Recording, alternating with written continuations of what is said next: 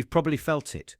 Your heart rate climbing, your jaw tightening, your mind sharpening into laser focus when you stumble on a post that enrages you, not entertains you, not amuses you, but pisses you off. And then, without even thinking, your thumb moves. You scroll deeper, longer, with more intensity than when you were laughing, relaxing, or even learning something useful. You don't just engage with anger, you feed on it. Now, why does that happen?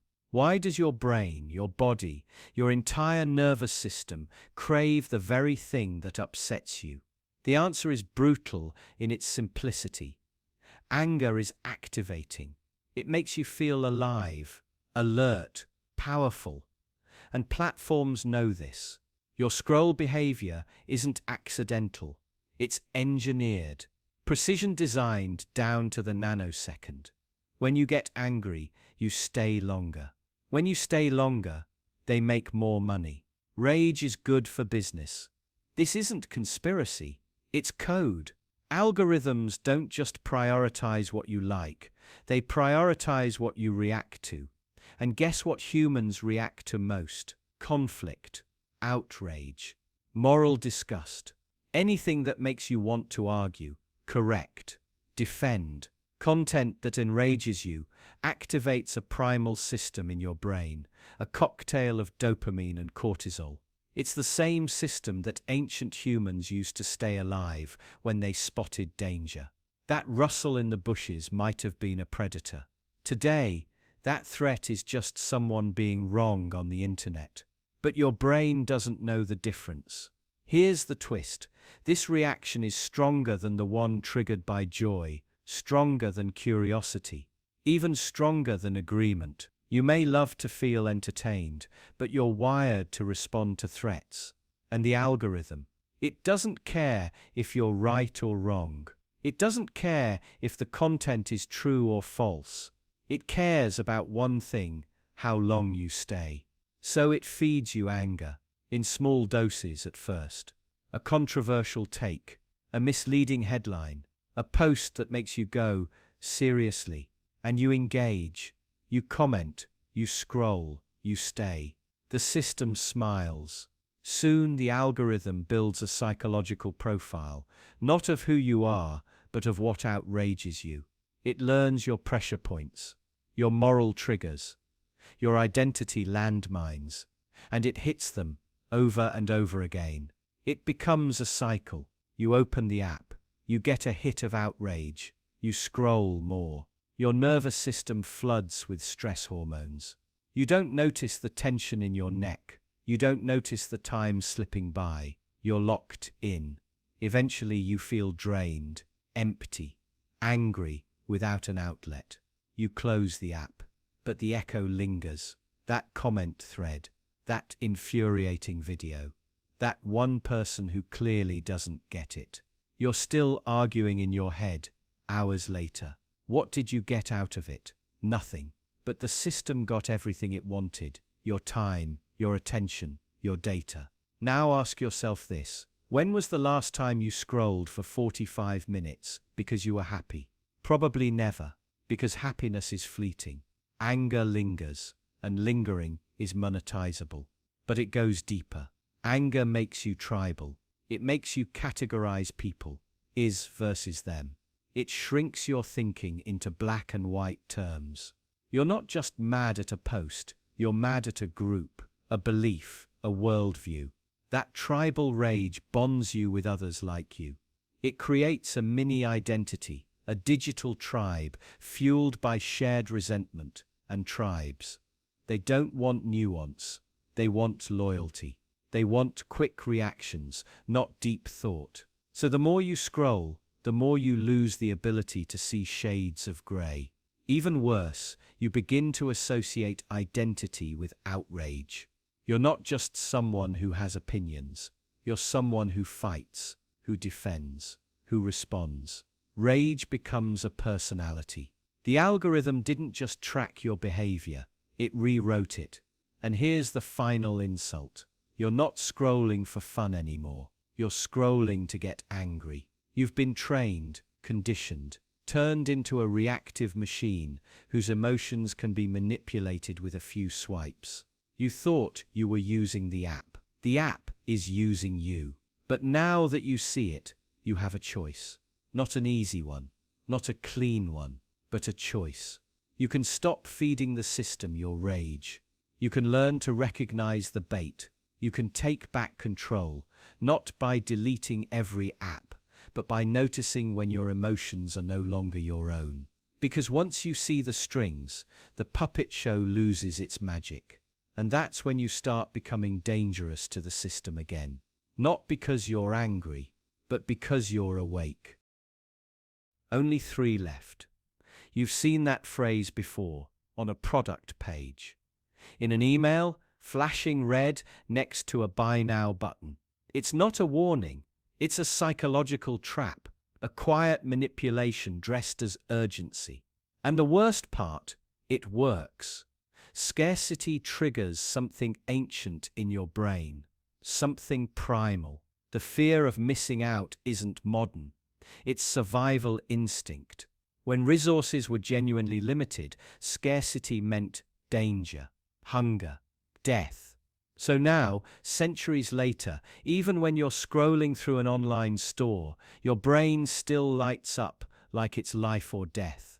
But here's the twist. It's almost always a lie. There aren't only 3 left. There's a warehouse full, and another shipment on the way. The urgency is fabricated, a trick. And yet, it doesn't matter. Because once your brain registers that scarcity signal, logic shuts down. You don't double-check. You don't pause. You act. Fast. Desperate. Irrational. Why? Because scarcity hijacks your prefrontal cortex, the part of your brain responsible for rational thinking. It activates your amygdala, the threat detection center. You're not making a decision anymore.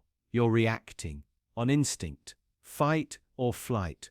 And in this case, flight means frantically entering your credit card information. It doesn't end with shopping. Only 3 left is just one form of urgency manipulation. You see it in real estate, last chance to bid. In dating apps, someone just liked you. In job applications, we're closing this posting in 24 hours. Each one designed to make you rush, panic, act before you think. Urgency short-circuits doubt. It replaces thoughtful consideration with fear of regret. And that fear? It's one of the most profitable emotions in existence. Marketers know this. Politicians know it. Cult leaders, influencers, even spiritual gurus. They all use time pressure to bypass your defenses. They don't want you thinking. They want you choosing out of fear. Because fearful people are predictable, controllable. It's not just about getting you to buy a product. It's about getting you to buy a belief, a narrative, a worldview. And once that panic sets in, you'll believe almost anything that promises safety or certainty. Only 3 left becomes only one way to fix your life. Only this weekend to save your soul. Only one truth to follow. And suddenly, you're not shopping anymore. You're surrendering. And here's the part that stings the most. You knew it was fake. Somewhere, deep down, you suspected it wasn't real. That there was no countdown clock, no real shortage. But your brain didn't care. It latched onto the urgency and shut down the part of you that asks questions. Because urgency doesn't just hijack your thinking. It hijacks your identity. The calm, rational version of you disappears, replaced by a frantic, impulsive version you barely recognize. And when the dust settles, when the product arrives or the subscription starts or the ideology takes root, you wonder how it happened, how you fell for it again. But you didn't fail. You were outmaneuvered by a system that has studied you for decades. A system that knows your brain better than you do. It knows exactly how to push you past doubt and into desperation. And it wraps those tactics in language so innocent, you don't even notice. Only 3 left. 3 words. But they carry the weight of centuries of evolutionary pressure, of tribal competition, of famine, of loss. They speak to the part of you that still thinks missing out means dying alone in the cold. And unless you recognize that voice, unless you pause, breathe, and question, you'll keep falling for the same tricks. You'll keep chasing illusions of urgency while being slowly pulled into deeper manipulation. Not because you're stupid, but because you're human. And that's what this system preys on. Not your ignorance, but your instincts. Only 3 left isn't just a sales tactic, it's a mirror, showing you how easily fear of loss can override truth, showing you how urgent a lie can feel when it's wrapped in the right emotion. So next time you see it, don't just see the number, see the manipulation. See the hands behind the curtain. And remember, real urgency doesn't need to sell itself. Only lies do. They say you shouldn't judge a book by its cover, but most people do. And when that cover comes stitched in tailored fabric, polished leather shoes, and a perfect Windsor knot, something in your brain flickers with trust.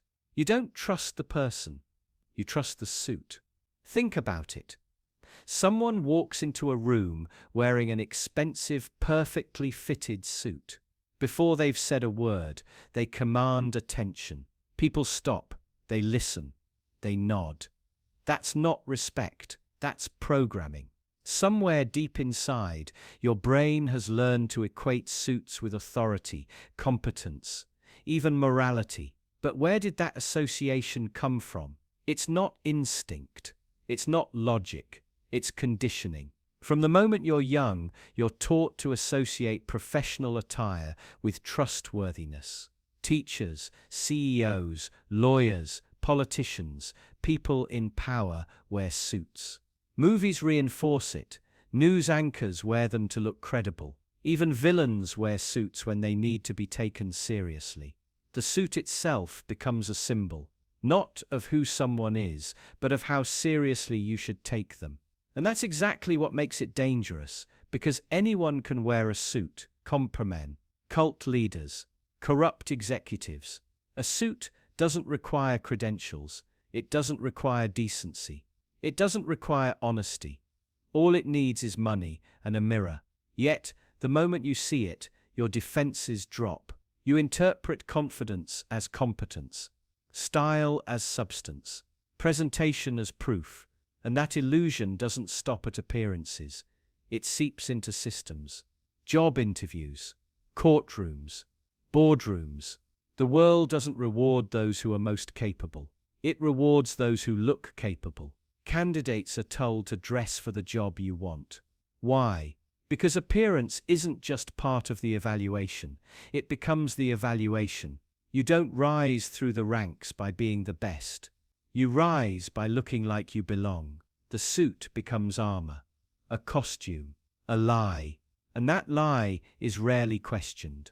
In meetings, the person in the suit is more likely to be listened to, even if they're wrong.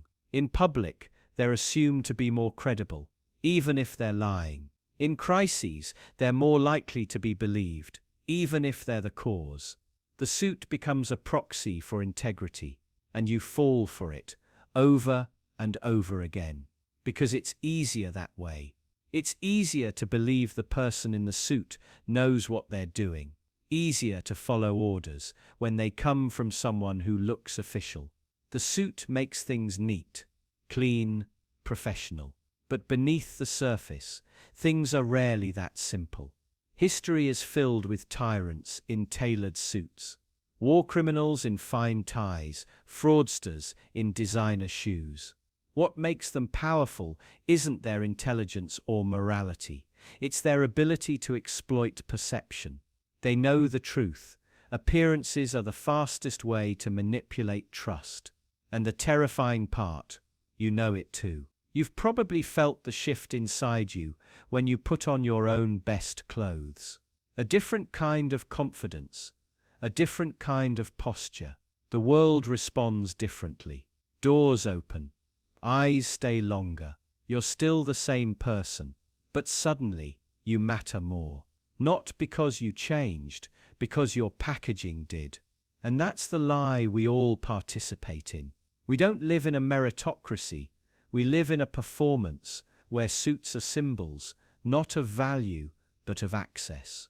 Where style outpaces substance. Where looking right matters more than being right. And yet, we pretend not to notice. We tell ourselves we trust people based on their words, their actions, their integrity. But deep down, we trust the uniform, the signal, the symbol. Because questioning that would mean questioning every time we've mistaken polish for honesty. Every time we've nodded along because the suit told us to. Every time we've obeyed the fabric, not the person inside it. And maybe that's the most uncomfortable truth of all. Not that the world lies to us, but that we so willingly lie to ourselves because it's easier to trust a suit than to question what's hidden underneath. You're standing at the checkout counter. You've just ordered a coffee, maybe a bagel, totaling, what, $5? And then it appears, the tipping screen, a digital smile, spinning suggestions, 15%, 20%, 25%. The lowest option already feels like a stingy betrayal, a small custom tip button, hiding like it's ashamed of itself. The implication is clear: pick a preset or pick guilt. This screen wasn't made to help you tip better, it was made to make you feel worse. The layout is no accident. It's designed to push you. Public pressure, private guilt, subtle manipulation, hiding behind a touchscreen. And before you even realize it, you've tipped $2 for someone handing you a paper cup. Not because you wanted to, but because it was easier than resisting. This is called choice architecture. The deliberate design of how options are presented. It makes it look like you're in control while quietly steering your behavior. Tipping screens don't just ask for generosity, they manufacture it. Or more accurately, they simulate the social pressure that makes you feel like you have to be generous. You're not tipping a barista, you're tipping your conscience. Here's where it gets darker. This manipulation isn't just about money, it's about morality, about identity. You've been trained to see tipping as a sign of decency, of gratitude, of kindness. So now, refusing to tip doesn't feel like a financial decision. It feels like a moral failure, like being rude, ungrateful, selfish. They've hijacked your self-perception. And it's not just at coffee shops, it's in apps, at kiosks, on delivery platforms. The moment a transaction completes, you're nudged again, the same screen, the same fake choices. But this time, you're alone. No cashier watching, no eyes on you, just a tiny rectangle asking if you're a good person. How much are you willing to pay to believe you are? Here's the trick: the tipping screen is framed as voluntary, but everything about it is coercive. The emotional framing, the public exposure, the psychological trap of convenience over conflict. You're less likely to hit no tip, not because you disagree with tipping, but because you don't want to be the kind of person who does. It's not generosity, it's compliance. And that compliance, it's profitable. Companies save on labor, offload wage responsibilities onto your conscience. The screen isn't helping workers, it's weaponizing empathy, your guilt, your fear of being perceived as cheap. The modern tip jar isn't a jar anymore. It's a mirror, one you can't help but glance at, one that silently asks, what kind of person are you? Even the design of the buttons, larger for higher tips, brighter for recommended choices, is meant to trap you in impulse. They give you 3 seconds to decide, and your brain's shortcut kicks in. Go with the default. Don't cause a scene. Just tap, move on, forget it. But you don't forget it, because that moment lingers. The discomfort, the resentment, the confusion. Why did I tip that much? Did I really want to? Could I have done less? And more importantly, why does saying no feel so wrong? This isn't about tipping anymore. It's about how you're manipulated by tiny constant pressures that erode your autonomy without you realizing. The tipping screen is just one small battlefield in a larger psychological war, a war against your agency. You're being trained to act generous for the wrong reasons, to feel guilt instead of gratitude, to associate self-worth with appeasement. And over time, it rewires how you respond to everything. You don't say no because it feels impolite. You don't resist because it feels aggressive. You don't choose what you want. You choose what makes others most comfortable. The tipping screen is the perfect metaphor for modern manipulation, a false choice wrapped in digital kindness, an illusion of virtue pressed into your hands. But here's the truth no one tells you. A coerced tip isn't kindness. It's performance. A pressured gift isn't generosity. It's theater. And if you're constantly giving more than you wanted, not because you care, but because you're afraid of what it means, if you don't, then maybe it's not really giving at all. Maybe it's just another way you're being controlled. Quietly, consistently, one tap at a time. Have you ever clicked on something just because everyone else had? A trending video, a viral post, a comment section lit on fire. You didn't even know why you were clicking. You just did. That wasn't curiosity. That was control. Because curiosity starts with a question. Control starts with a signal that says, everyone's here, you should be too. It's the digital equivalent of peer pressure, but smarter, quieter, weaponized by algorithms that know your impulses better than you do. The click isn't just a choice, it's a response, a reflex, one that's been conditioned. You tell yourself you were just exploring, just seeing what the fuss was about. But what you were really doing was following, blindly, automatically, and the scariest part, you didn't notice. You thought you were free, but freedom doesn't look like this. Think about it. In a crowd, when everyone starts running, do you pause and ask why, or do you run too? Your brain doesn't prioritize truth. It prioritizes safety, social safety, psychological safety, the comfort of being part of the herd. In the digital world, that instinct is hijacked.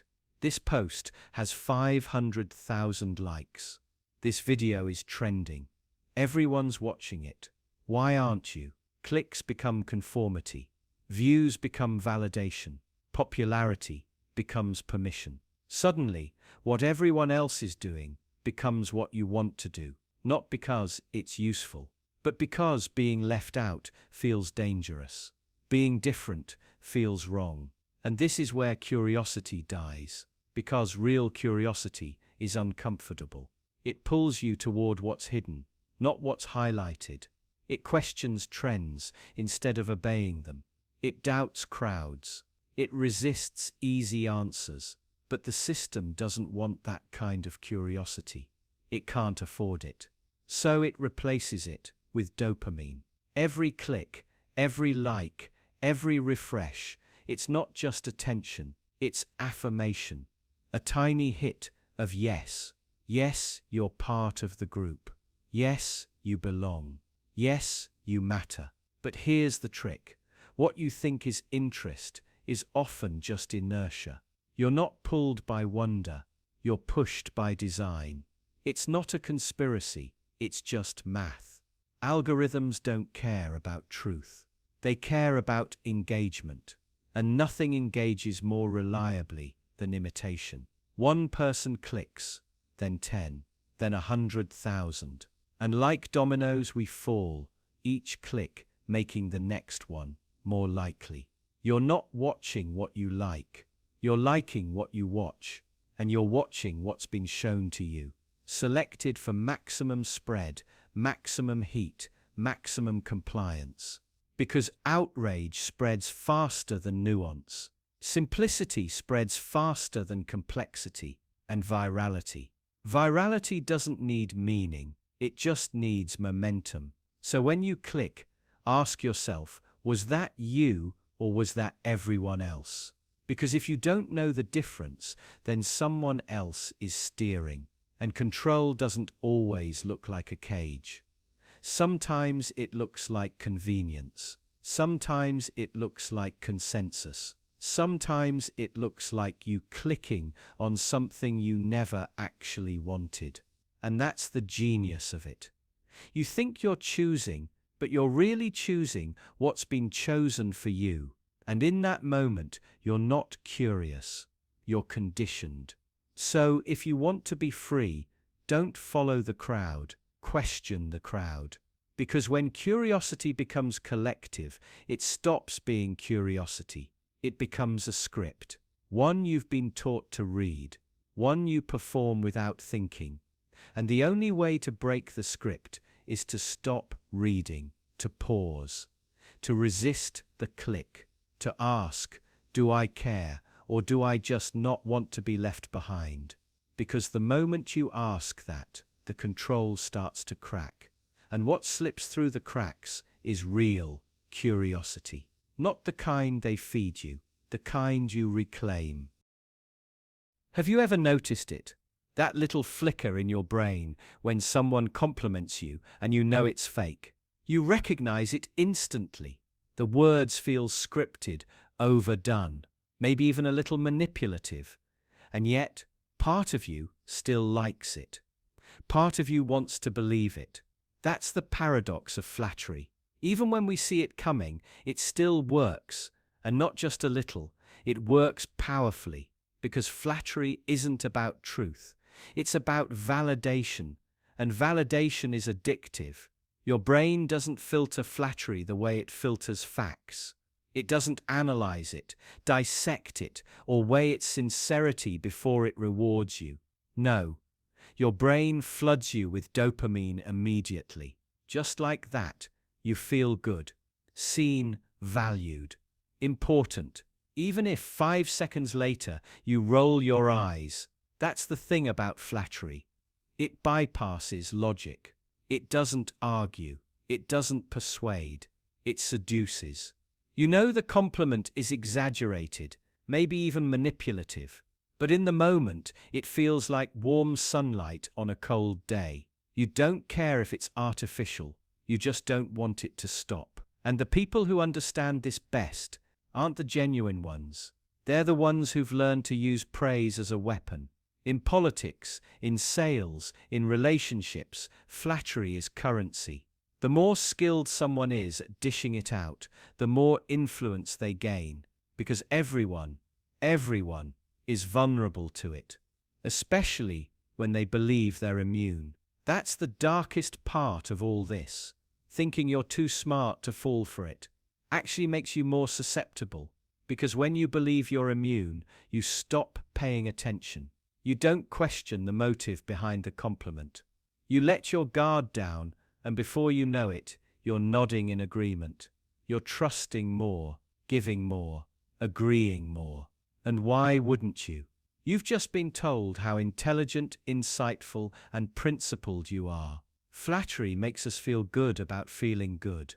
It rewards our ego while disguising its intentions, and over time, it rewires the way we interpret praise.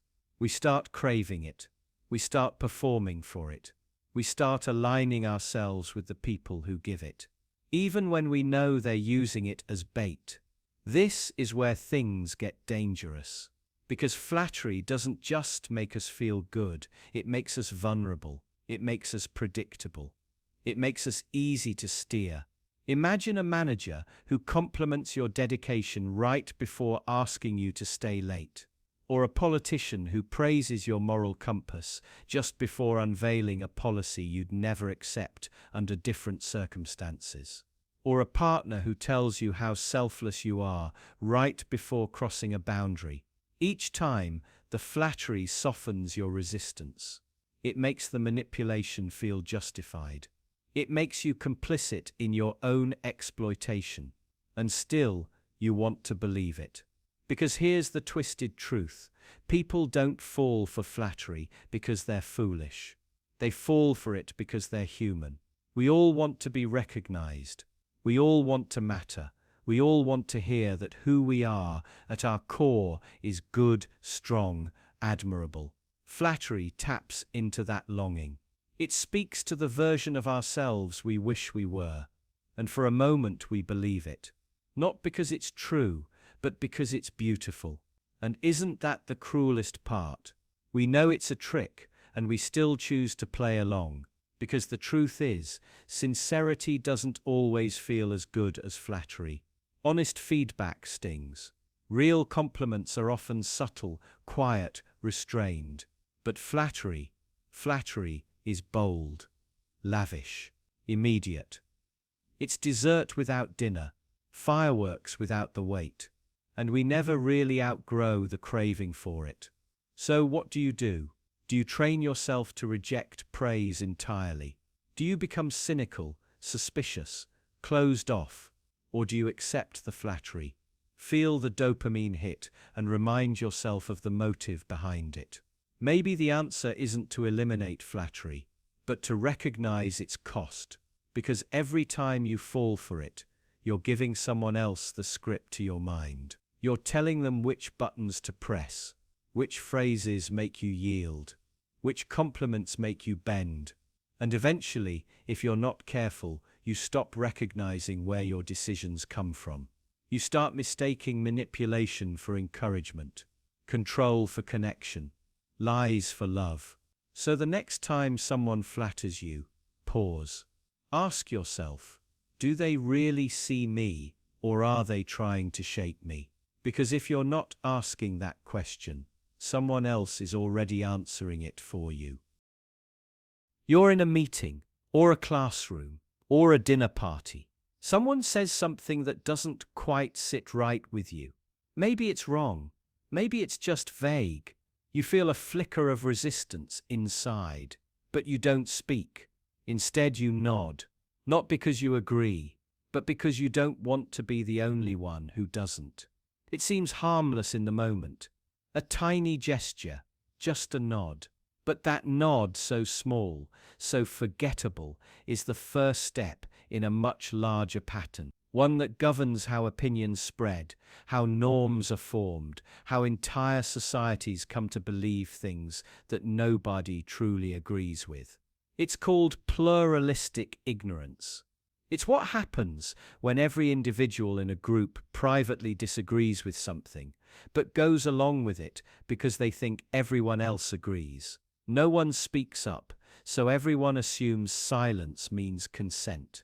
A silent lie becomes a shared truth. This is how false consensus is born. You see it in classrooms where no one understands the material, but everyone pretends they do. You see it in workplaces where toxic culture is normalized because no one wants to be the one to say, this is wrong. You see it in politics, religion, relationships. Everyone's nodding. Everyone's pretending. Everyone's silently waiting for someone else to break the illusion. But no one wants to be first, because being first means risking shame. It means isolation. It means you might be wrong, you might be ridiculed, you might be labeled difficult, argumentative. So instead of raising a hand, instead of raising a doubt, you smile, you nod, you join the performance. And here's the terrifying part. This is how false beliefs become social reality. It doesn't take truth to shape a culture. It takes compliance. The moment you nod along, you reinforce the illusion for everyone else. You become part of the machinery that makes the lie look real. And the longer it continues, the more certain it seems. The bolder it grows. Until one day, the idea that once felt wrong becomes so familiar, so socially accepted, that disagreeing with it feels almost immoral. This is how ideologies entrench themselves. Not through force, but through fear. Not through truth, but through silence. Institutions don't need to convince you. They just need you to comply. They need your nod, your silence, your uneasy agreement. They know that most people won't fight what they think everyone else already believes. That's why conformity doesn't need consensus. It just needs enough people pretending. But don't mistake this for cowardice. The instinct to fit in is ancient. Evolution wired us to fear exclusion more than hunger. In the wild, being outcast meant death. So our brains developed shortcuts. Mirror others, match their tone, agree even when unsure. Belonging became a survival strategy. But what helped us survive in tribes can betray us in modern life.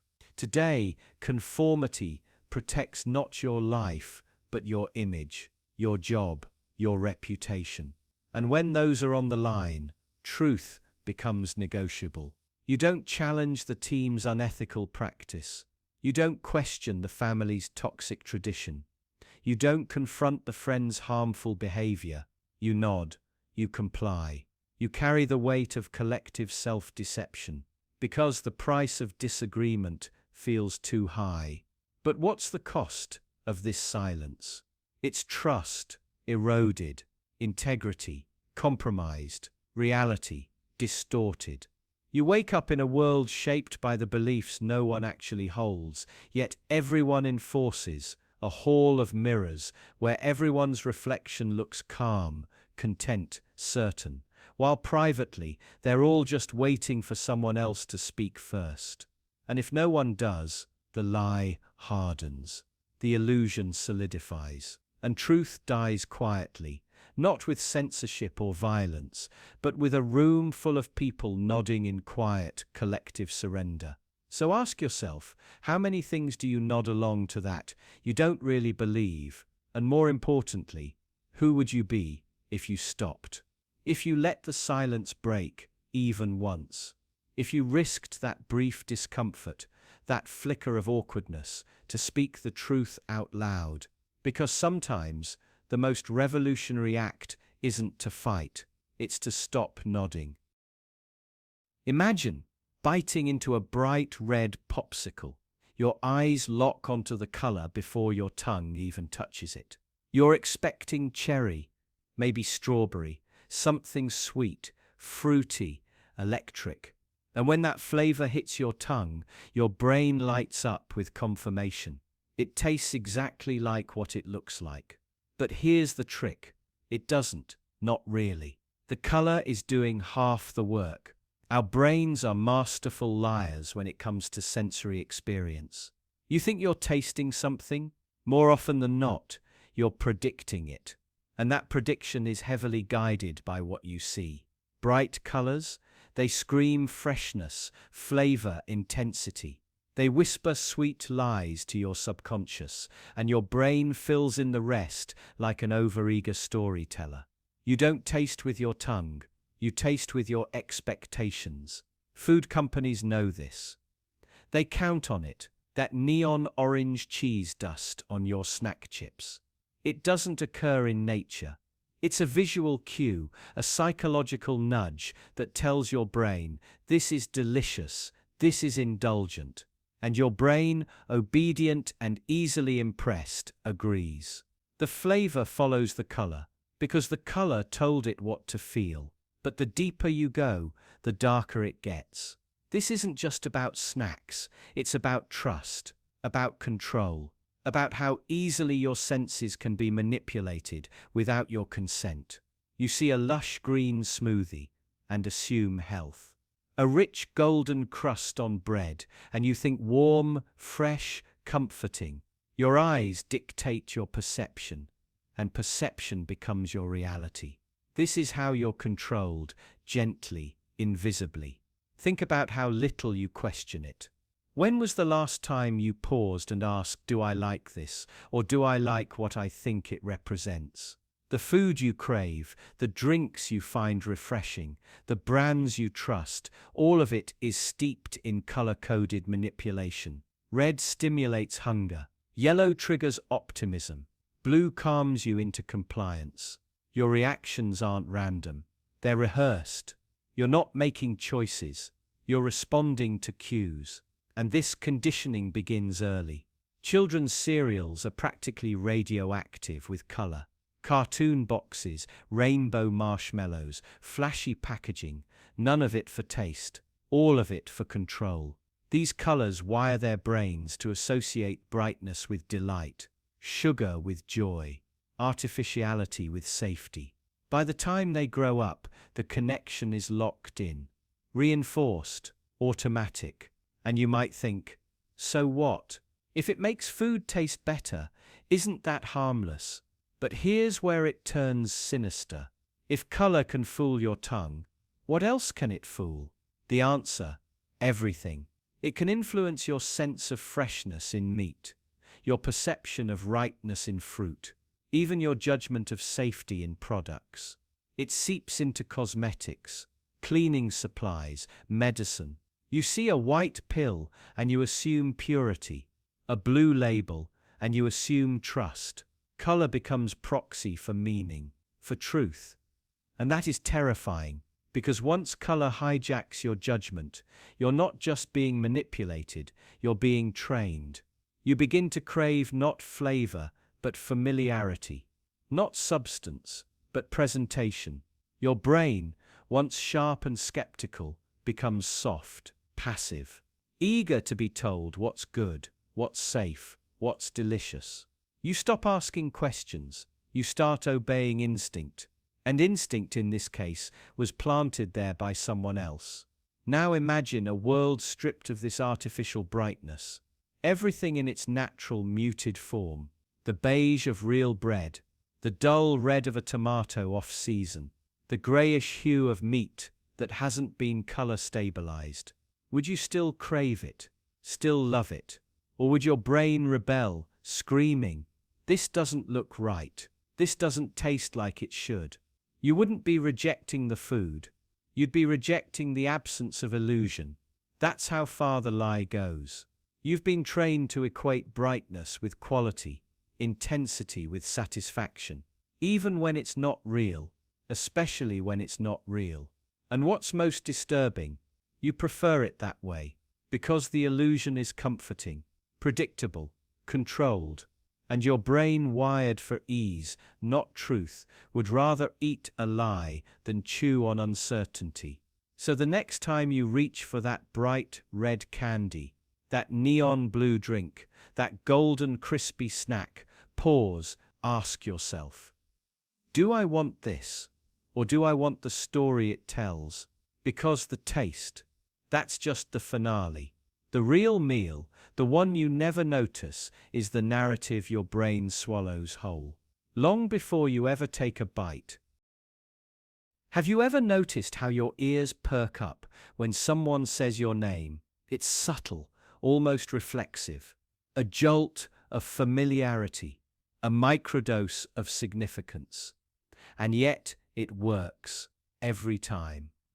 Your name is the fastest shortcut to your attention. It bypasses your defenses, disarms your skepticism, and triggers something ancient in your brain. The moment you hear it, you feel seen, recognized, human. That's exactly why manipulators use it. It's called the name tactic, and it's frighteningly effective. Now imagine, you're meeting someone new, a stranger, but from the first sentence, they're using your name like it's a magic word. Nice to meet you, Sarah. That's a great point, Sarah. I completely understand, Sarah. What just happened? You feel closer to them, safer, as if they care more, understand you better, respect you more, but they don't.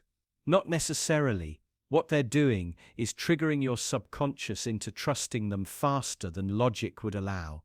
And it works, not because you're gullible, but because you're wired to respond.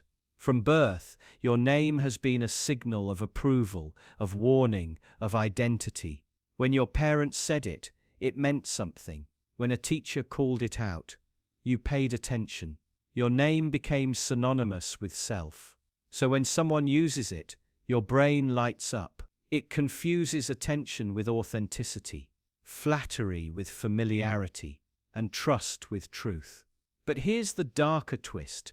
Repetition makes it even more effective. The more times someone says your name in conversation, the more anchored their voice becomes in your mind.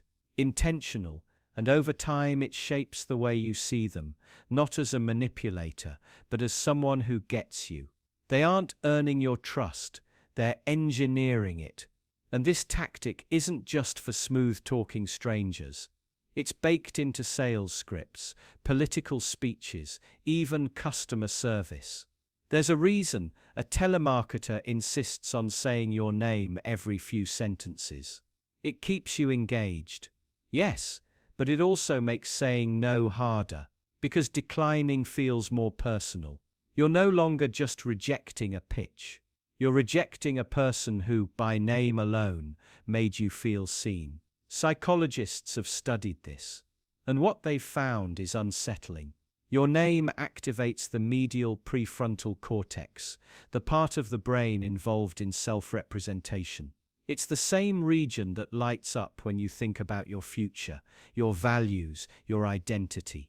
In other words, hearing your name pulls you into yourself. It centers you in the narrative. So when someone else uses it, they aren't just talking to you, they're stepping inside your head. But what's the consequence? Well, imagine this being used by someone with darker intentions. A manipulator, a cult leader, a con artist.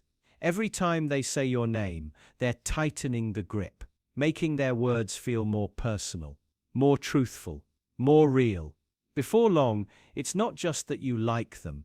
You believe them. You defend them. You trust them over your own instincts. Because repetition doesn't just increase familiarity. It overrides skepticism. It becomes a rhythm, a spell. And if you think you're immune, consider this: even knowing about the trick doesn't stop it from working. Your awareness may catch the pattern, but your subconscious still absorbs the signal. It still responds.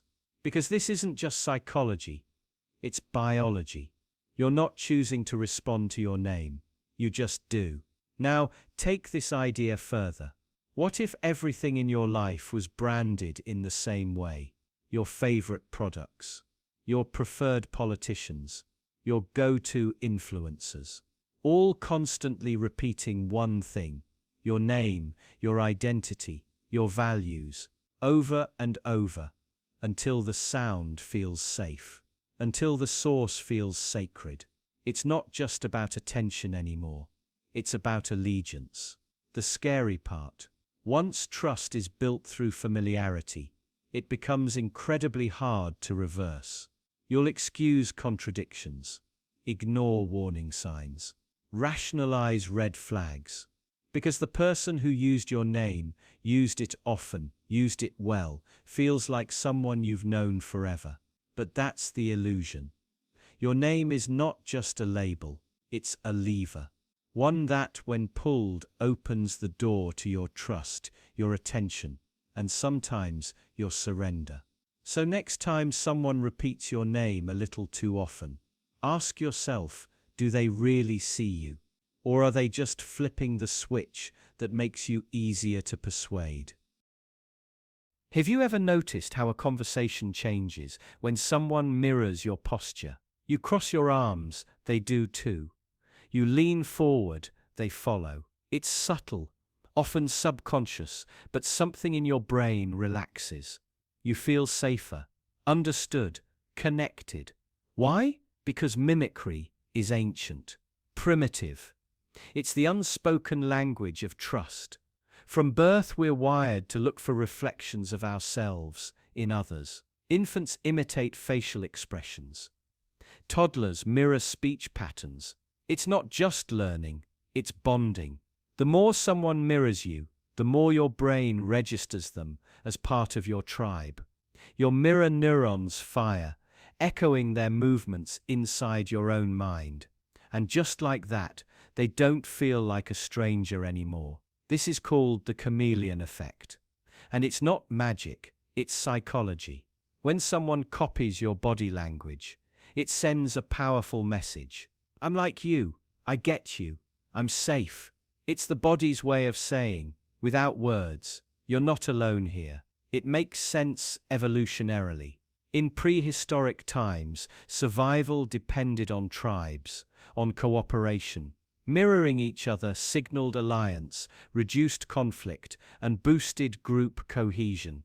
The stranger who mirrored your gestures was more likely to be accepted, to be trusted, to survive. The one who didn't, the outsider, the threat. But here's the twist. It's not just ancient, it's still happening. Every single day, you walk into a meeting, and someone subtly mirrors your gestures. You start to feel like they're on your side, like they understand, and maybe they do. Or maybe they're using it, because this isn't just a reflex, it's a tool, a psychological lever, one that marketers, salespeople, politicians, and manipulators know how to pull. Studies show that waiters who mimic customers' orders, repeating them word for word, get better tips. Job applicants who subtly mirror interviewers' posture are more likely to be hired. Even speed daters rate partners who mimic their gestures as more attractive and likable. It's not about the words, it's the resonance, the echo, the quiet signal. You and I, we're the same. But there's danger here too. Because if mimicry builds trust, then trust can be manufactured, engineered, faked. A stranger can become familiar, not because they care, but because they know how to perform your reflection back at you. Think of con artists, cult leaders, abusers. They know this dance. They master the rhythm of rapport, mirroring your expressions, your energy, your vulnerability, until you're pulled in, disarmed, open. They become your mirror, and in doing so gain your trust without ever earning it. And it's not just individuals, systems use it too. Customer service scripts that mirror your frustration, politicians who mirror your outrage, influencers who mirror your insecurities, just enough to sell you something. Each one reflecting just enough of you to lower your guard, because safety isn't just a feeling, it's a trigger. And mimicry pulls it like a switch. But the truth is, feeling safe doesn't always mean being safe. Sometimes, the most comforting reflections are the most dangerous because they don't show you the truth. They show you what you want to see. So next time someone mirrors you, ask yourself, are they connecting with you or are they studying you? Are they building rapport or are they building control? Because mimicry is powerful.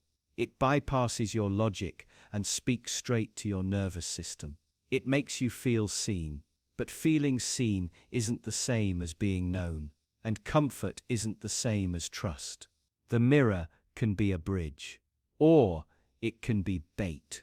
The difference lies not in the gesture, but in the intention behind it. And that's what makes this so unsettling. The very thing that makes you feel safe can be the thing that puts you most at risk. You're watching a commercial. A man slips on a banana peel. Everyone laughs. A catchy jingle plays. You laugh too. But here's what you didn't notice. The product being sold. You forgot to question it. Laughter in ads doesn't just entertain, it disarms, it short-circuits your critical thinking. Because when you're laughing, you're not scrutinizing, you're not analyzing, you're not resisting, you're just open. Humor is a Trojan horse. It sneaks past the psychological defenses you don't even realize you have. When an ad makes you laugh, it doesn't feel like it's trying to sell you something. It feels like a friend telling a joke. And that's exactly what the marketers want. Because friends are trustworthy. Friends don't lie. So when a product is wrapped in a joke, your guard drops. You don't evaluate the claims. You don't ask why you need it. You don't consider the consequences. The punchline creates a shortcut through your skepticism. And suddenly, the manipulation feels like entertainment. And once you're entertained, you're hooked. We assume manipulation has to feel sinister. creepy, obvious.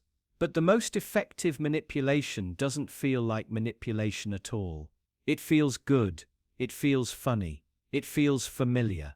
And the moment you laugh, the message goes in unfiltered. Think of the ads that stuck with you. The ones you quote, the ones you reenact with friends. Almost always, they're the funny ones. And it's no accident. Humor enhances memory. It boosts engagement. It makes content more shareable, more relatable. But more importantly, it makes you like the brand. Even if you don't need what they're selling. Even if the product is harmful, useless, overpriced, you like it because it made you laugh. And when you like a brand, you're more likely to trust it. You start to form emotional bonds with things you've never needed and never wanted.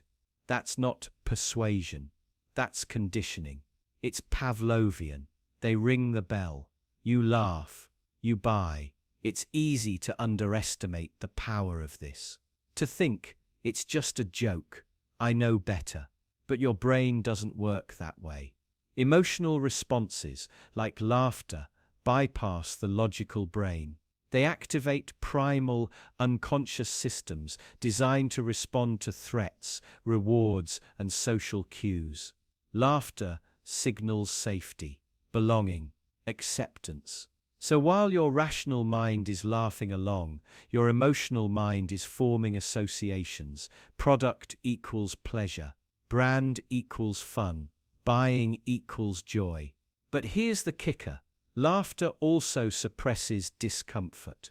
It silences doubt. A joke about gender roles, class dynamics, environmental destruction. If it's funny enough, you won't question it. You won't challenge it. You won't challenge it. You'll just laugh. And in that laugh, resistance dies. That's how propaganda works. That's how ideology spreads. That's how corporations smuggle in harmful ideas under the cover of comedy. And the effect doesn't stop when the ad ends. Once you associate laughter with a product, it's embedded. You see it in the store, you smile, you don't know why. It just feels right, feels familiar, feels good. So you buy it again, and again, and again. Manipulation isn't always loud. Sometimes it's subtle, quiet, friendly, a well-timed punchline, a viral meme, a joke that gets you. And every time you laugh, the message sinks deeper. But here's the uncomfortable truth. If manipulation feels like laughter, how do you know when it's happening? How do you know when you're being played? You don't. Not unless you stop and think. Not unless you question the punchline. Not unless you pull back the curtain and ask, why is this funny? Who benefits when I laugh? Because sometimes the joke isn't just a joke.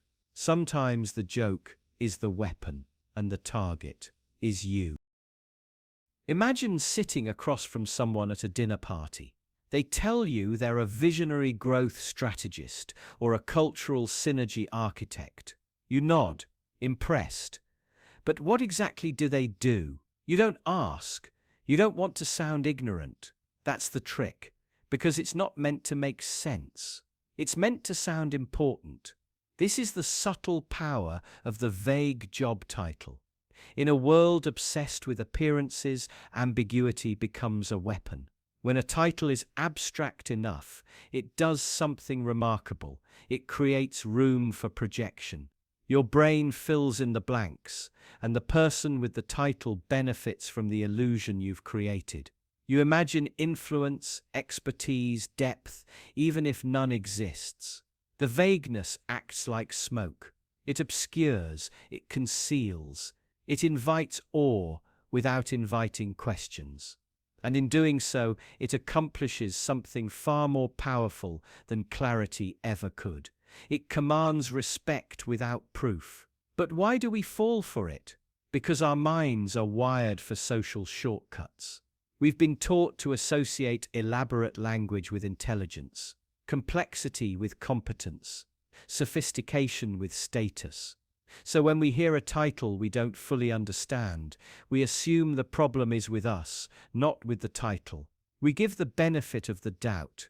We assume authority, and that assumption is precisely what the system counts on. In corporate environments, vague titles are more than just linguistic fluff, they're armor. If your role is difficult to define, it becomes difficult to scrutinize. You become harder to replace, harder to question. Your job becomes protected by its own obscurity. You're not handling spreadsheets. You're driving data-informed decision frameworks. You're not posting on social media. You're managing brand narrative across digital ecosystems. The language isn't accidental, it's strategic. Because when your job sounds complex, it sounds necessary. And when it sounds necessary, you gain power, even if your function remains unchanged. This tactic is everywhere. In government, in tech, in academia. Positions are inflated, responsibilities obscured, and roles intentionally mystified. It creates hierarchies built not on contribution, but on perception. And perception is currency. People rise faster, not because they do more, but because they've mastered how to describe what they do in a way that sounds like more. It's a game, a psychological sleight of hand, and the reward for playing it well is influence. But here's the twist. Vague job titles also serve another purpose. They protect the system from you. Because if you're too busy trying to decode what the people above you actually do, you're less likely to question why they're there at all. You're less likely to challenge their decisions, less likely to notice when power is being hoarded or when leadership is just performance. The vagueness becomes a buffer, an invisible shield. It insulates authority. It distracts scrutiny. It maintains the illusion that everyone at the top must be there for a reason, even if you can't articulate what that reason is. This is why bureaucracy thrives on complexity.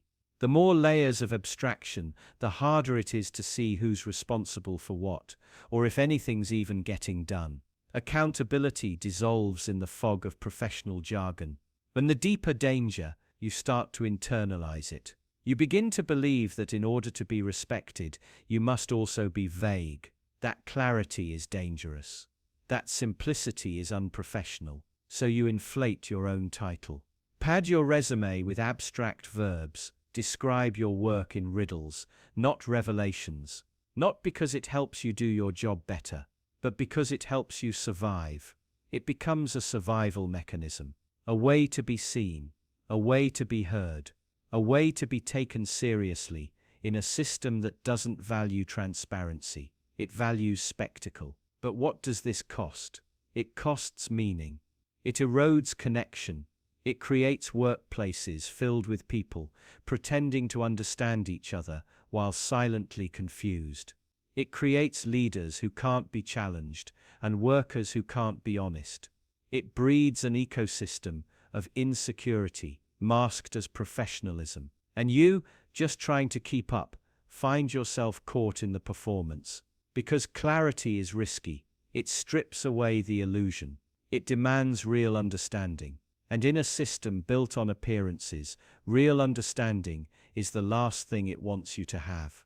So next time someone tells you their job title, and it sounds like a riddle, ask yourself, is it impressive because it's meaningful, or because it's meant to sound that way? Because sometimes the most powerful deception isn't a lie, it's a fog made of words, designed not to reveal the truth, but to keep you from ever finding it. You've probably met someone like this. They talk fast, throw around technical jargon, name obscure thinkers, quote studies you've never heard of, and after 5 minutes you feel overwhelmed and impressed. But here's the thing, you weren't convinced because they were right. You were convinced because they were complex. Complexity mimics intelligence. It wears the same clothes, walks the same walk, but deep down, they're not the same thing. One is a mask, the other is substance. Complexity overwhelms you with information. Intelligence distills it. Complexity floods your senses with tangled theories, confusing metaphors, and endless nuance.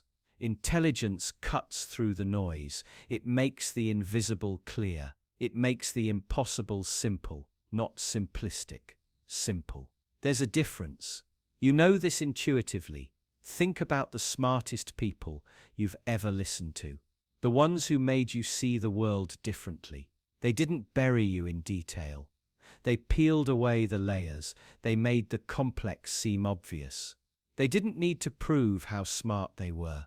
They showed you, but here's where it gets dangerous. Because most people don't want to be understood. They want to be admired. They don't speak to clarify. They speak to dominate. Their language is a fortress, not a bridge. They don't want you to challenge them. They want you to nod, smile, and stay silent. Because the more confused you are, the more power they have.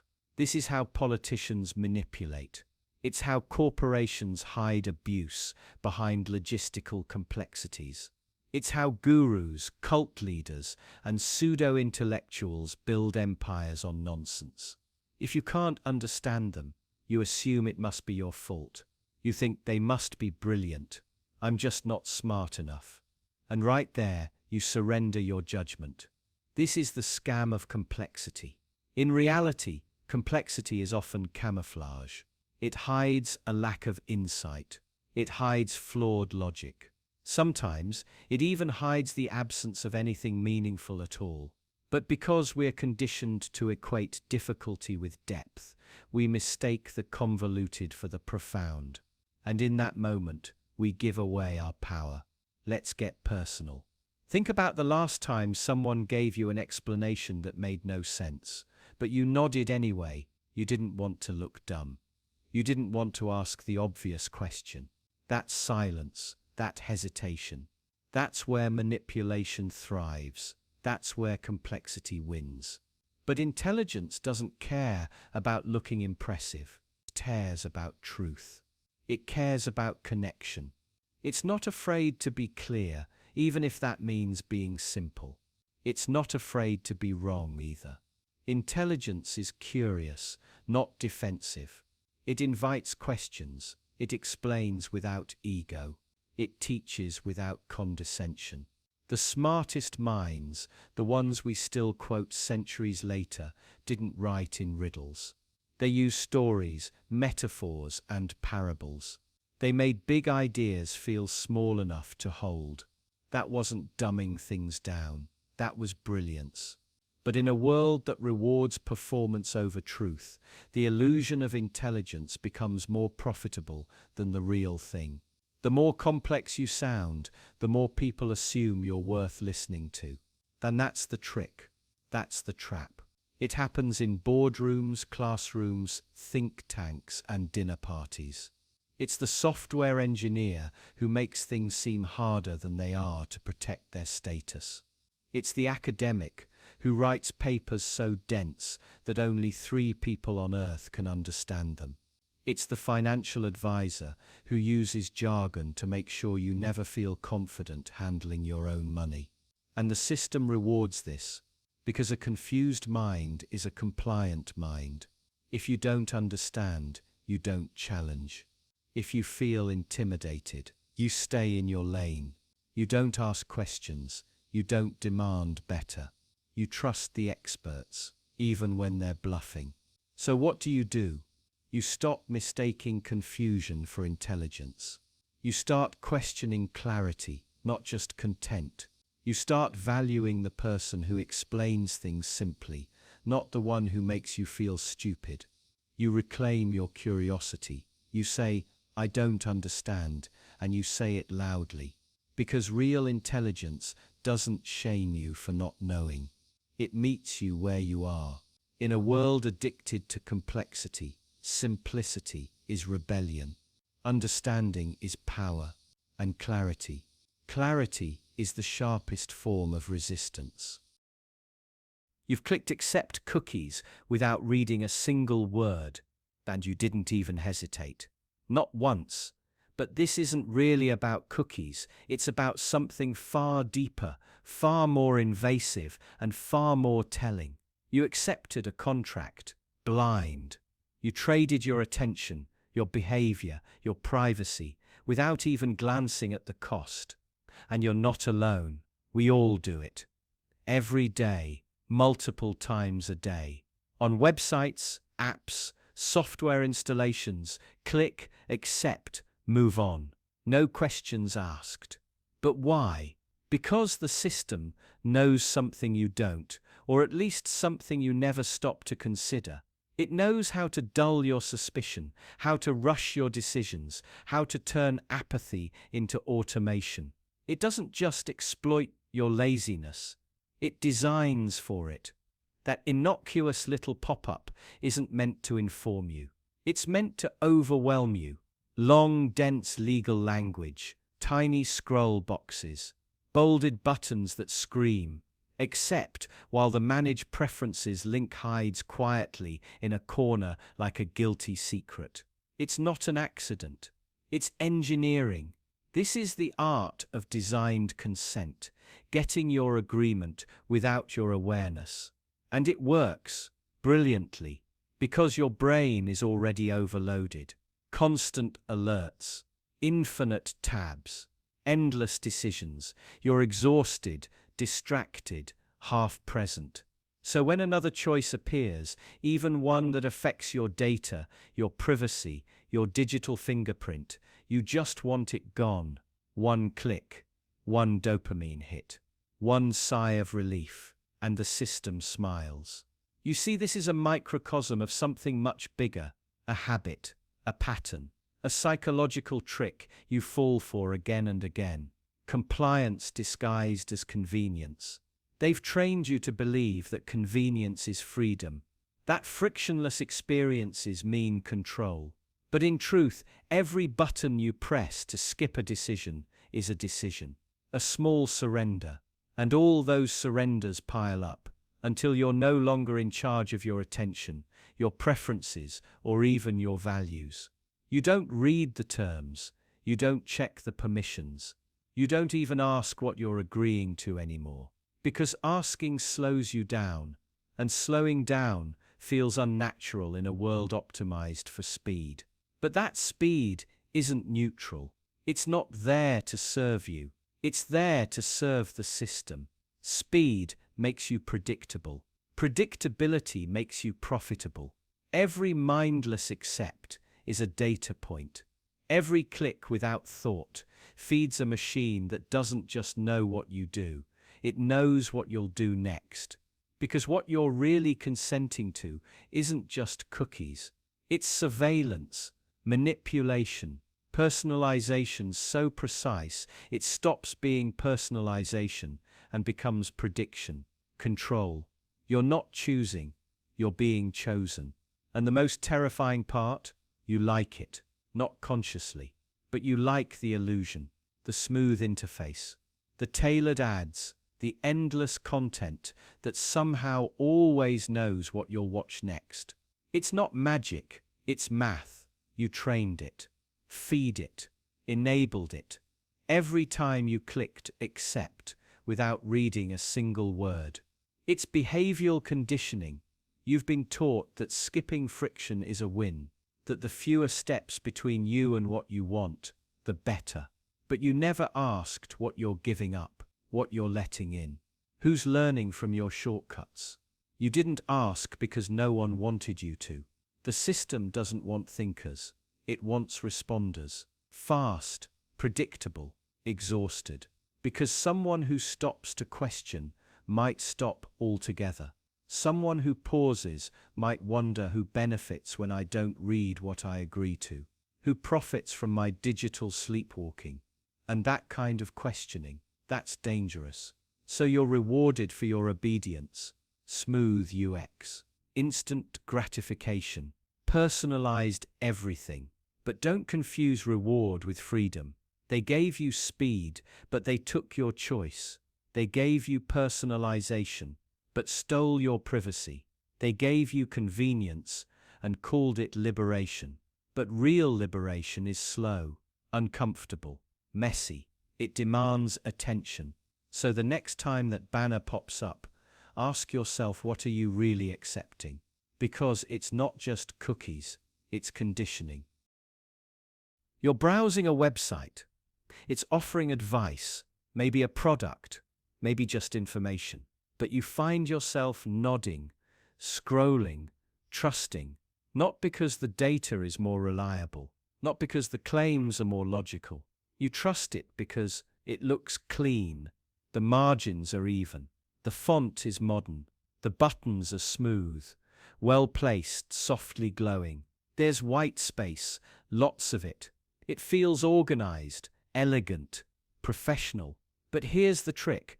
None of that actually proves anything, and yet you believe it anyway, because your brain doesn't want truth. It wants certainty, and certainty doesn't come from facts. It comes from feeling. This is the first psychological trap: aesthetic fluency. When something looks good, you assume it is good. That's not just bias, that's biology. Your brain is wired to interpret smooth visual design as a signal of competence, trustworthiness, even moral goodness. The cleaner the interface, the more we believe, the uglier it looks, the more suspicious we become. We trust the polished, we fear the chaotic. Why? Because we evolved in a world where appearances were clues for survival. Rotten fruit looked bad. Dangerous terrain looked irregular. Clean water looked, well, clean. So we internalized a simple rule: pretty equals safe. But websites aren't fruit, and interfaces aren't jungles. Yet the same wiring applies. This is how manipulation begins.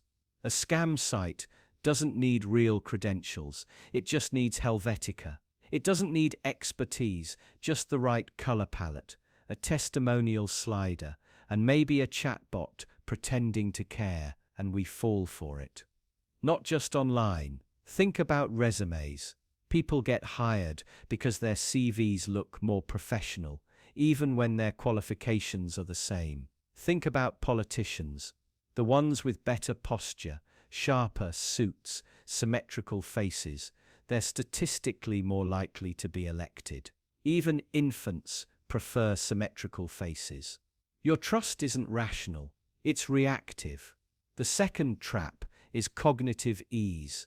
When something's easy to look at, read, or understand, we assume it's true. It's called the fluency heuristic.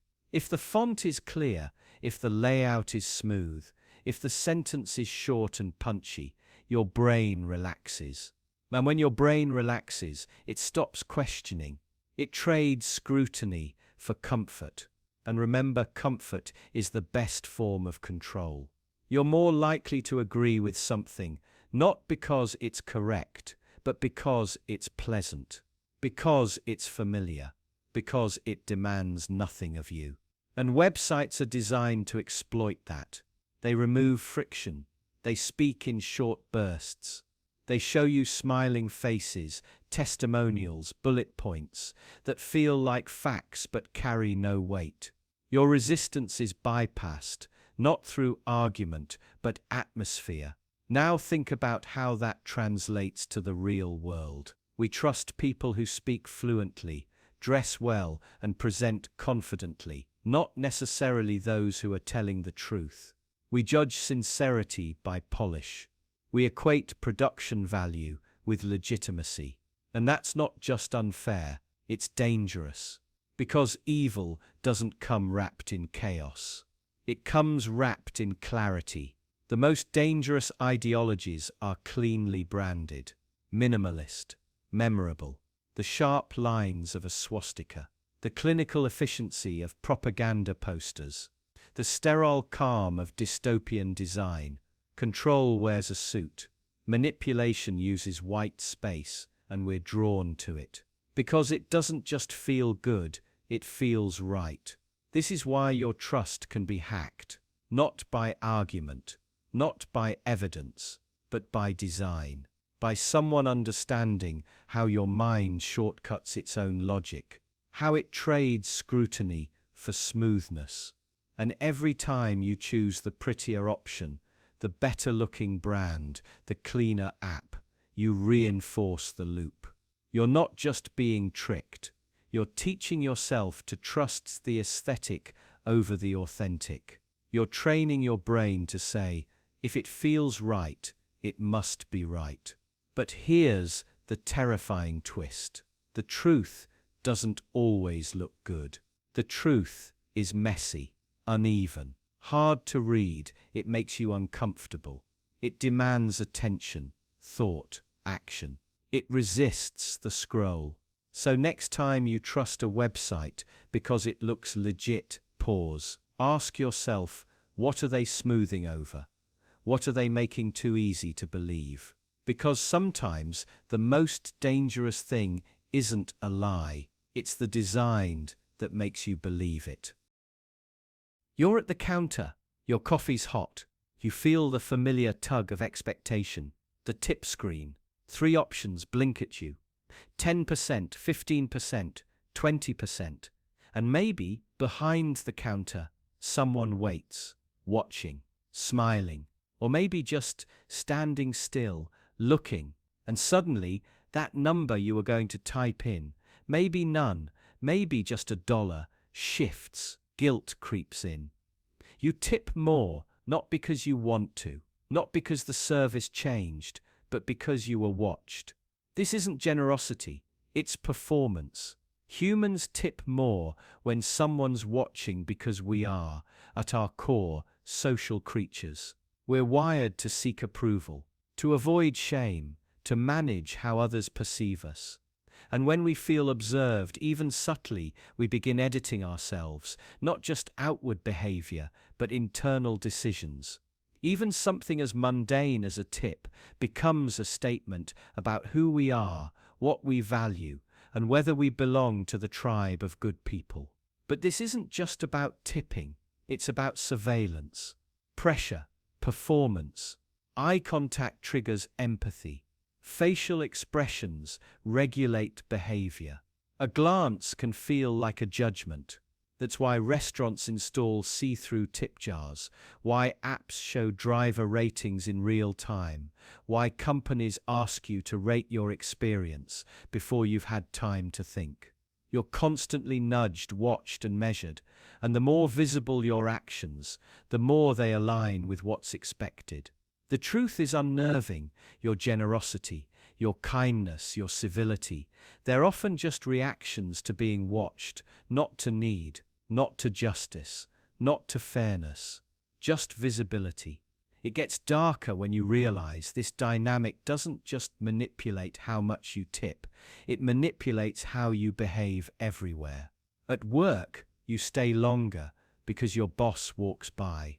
At the gym, you lift more because someone glanced your way. You laugh harder at parties, post more curated photos, compliment more often, not because you feel it, but because you feel observed. Being watched turns you into an actor, the world, a stage. And the worst part, you start to forget the difference between real and performed behavior. Eventually, you internalize the watcher. Even when no one's around, you still tip, still smile, still adjust your behavior as if a camera's rolling, as if a mirror's watching. This is how social control works, not through rules or punishments, but through the quiet terror of judgment. It's the same mechanism behind social media addiction. Why do you caption your photo? Why do you filter it?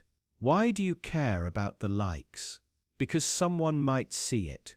And if someone sees it, you have to manage what they see. Suddenly life isn't lived. It's curated. It's edited. It's performed. Tipping is just the crack in the surface, a clue to something bigger, a signal that your behavior is constantly shaped by who's watching or who might be. And that raises a more disturbing question. Who are you when no one is watching? Are you kind when there's no tip screen? Are you honest when no one checks? Are you still you, or only the version of you you've been trained to project? Because if you need to be watched to behave well, then morality isn't internal, it's outsourced. That's not ethics, that's obedience, that's control, and society knows it. That's why cameras are installed. That's why bosses hover. That's why apps track. Because they know what psychologists have proven: surveillance increases compliance. Visibility increases conformity. Eyes, real or imagined, shape us more than any ideology. And so, we become what the eyes want us to be: polite, generous, docile, but also dishonest, disconnected from our instincts, perpetually anxious, unsure whether we're kind people or just terrified ones. And all this for a few more dollars in a tip jar. That's the scary part. It's not the money, it's not the screen, it's the creeping realization that your choices, your supposedly free choices, are under constant invisible pressure, that your sense of self may not be yours at all. You tip more when someone's watching, and when no one's watching. Who are you then? You're in a conversation. The topic isn't difficult, you're not even nervous. But suddenly, there's a pause. A silence stretches just long enough to become uncomfortable. And before you realize what you're doing, you speak. Not because you have something to say, but because the silence demands it. Silence in conversation is like a vacuum, and nature hates a vacuum. Your brain scrambles to fill the gap, to maintain the rhythm, to ease the growing pressure in the air. You'll reach for anything: an opinion, a confession, a joke, even a lie. And often, it's the thing you wish you hadn't said. The thing that replays later in the shower, in bed, in every quiet moment that follows. Because silence doesn't just make you speak, it makes you reveal. This is how interrogations work. The detective isn't always aggressive. Sometimes they just ask a simple question and then say nothing. They lean back, fold their arms, and wait. And it works. Suspects panic. They talk too much. They contradict themselves. They give away what they were never asked. But this doesn't only happen in police stations. It happens on first dates, job interviews, family dinners. Anywhere conversation carries stakes, and silence starts to feel like failure. Your mind, desperate to end the tension, starts to dig. It drags up half-formed thoughts, untested beliefs, secrets you weren't ready to share. You speak not from confidence, but from fear. Fear of judgment, fear of awkwardness, fear of what that pause might mean. The silence becomes a mirror, and you fill it with pieces of yourself you can't take back. There's a psychological reason for this. Humans are wired to detect patterns, rhythms, beats. In conversation, speech is like music. When a note is missing, the brain gets restless, and that restlessness, it feels like danger, so you overcorrect. You rush to restore harmony. But in doing so, you often reveal the very thing you were trying to hide: uncertainty, anxiety, vulnerability. That's why skilled manipulators let you talk. They ask just enough to get you started, and then they stay quiet. Not because they have nothing to say, but because they know you do. They understand that in silence, you become your own undoing. And what's more terrifying, you're not just filling the silence for others, you're doing it for yourself. Because silence forces introspection. It confronts you with your own thoughts. It removes distraction. And what's left is the raw, unfiltered noise of your own mind. Your own insecurities, doubts, regrets. In silence, there's nowhere to hide. That's why people dread it. That's why we fill it with background music, with chatter, with scrolling, with noise. Because silence isn't empty. It's loud. It's accusing. It forces a kind of psychological exposure most aren't ready to face. But here's the twist. Silence, when used intentionally, is powerful. It gives you control. In a negotiation, the person who can endure silence longest usually wins. To concede, to over-explain. In therapy, silence is a tool. It invites reflection. It lets the deeper truth rise without pressure. In storytelling, silence builds suspense. It creates space for impact. It allows words to land with force. But if you're not conscious of it, silence will use you. It will manipulate your instincts, hijack your thoughts, and turn your own voice against you. Because what you say to fill a pause, that's not planned. It's reactive. It's raw. And that rawness is both honest and dangerous. So next time you're in conversation and silence creeps in, don't panic. Let it linger. Watch what it reveals, not just in others, but in yourself. Because sometimes the most revealing thing you can say is nothing at all. They wore clothes that didn't match, shoes that didn't signal brand or status. Their hair was unstyled, maybe even messy. No jewelry, no designer logos, no visible effort to impress. And yet something about them made you pause. You assumed they were rich. Why? Because you've been trained to see wealth not in extravagance, but in indifference. This is the paradox of anti-signaling, a psychological trick so subtle it bypasses logic and burrows straight into instinct. It tells you if they don't need to try, they must already have everything. Think about it. Most people dress up to signal success. They chase brand names, perfect grooming, curated appearances. It's effortful, it's loud. But the truly powerful, they play a different game. One where not caring becomes the ultimate flex. Because what's more impressive than someone who can afford to care, but doesn't? This inversion isn't new. In elite circles, status isn't shown, it's whispered. It's coded in choices so casual, they border on careless. A wrinkled $400 t-shirt, worn-out sneakers that cost more than rent.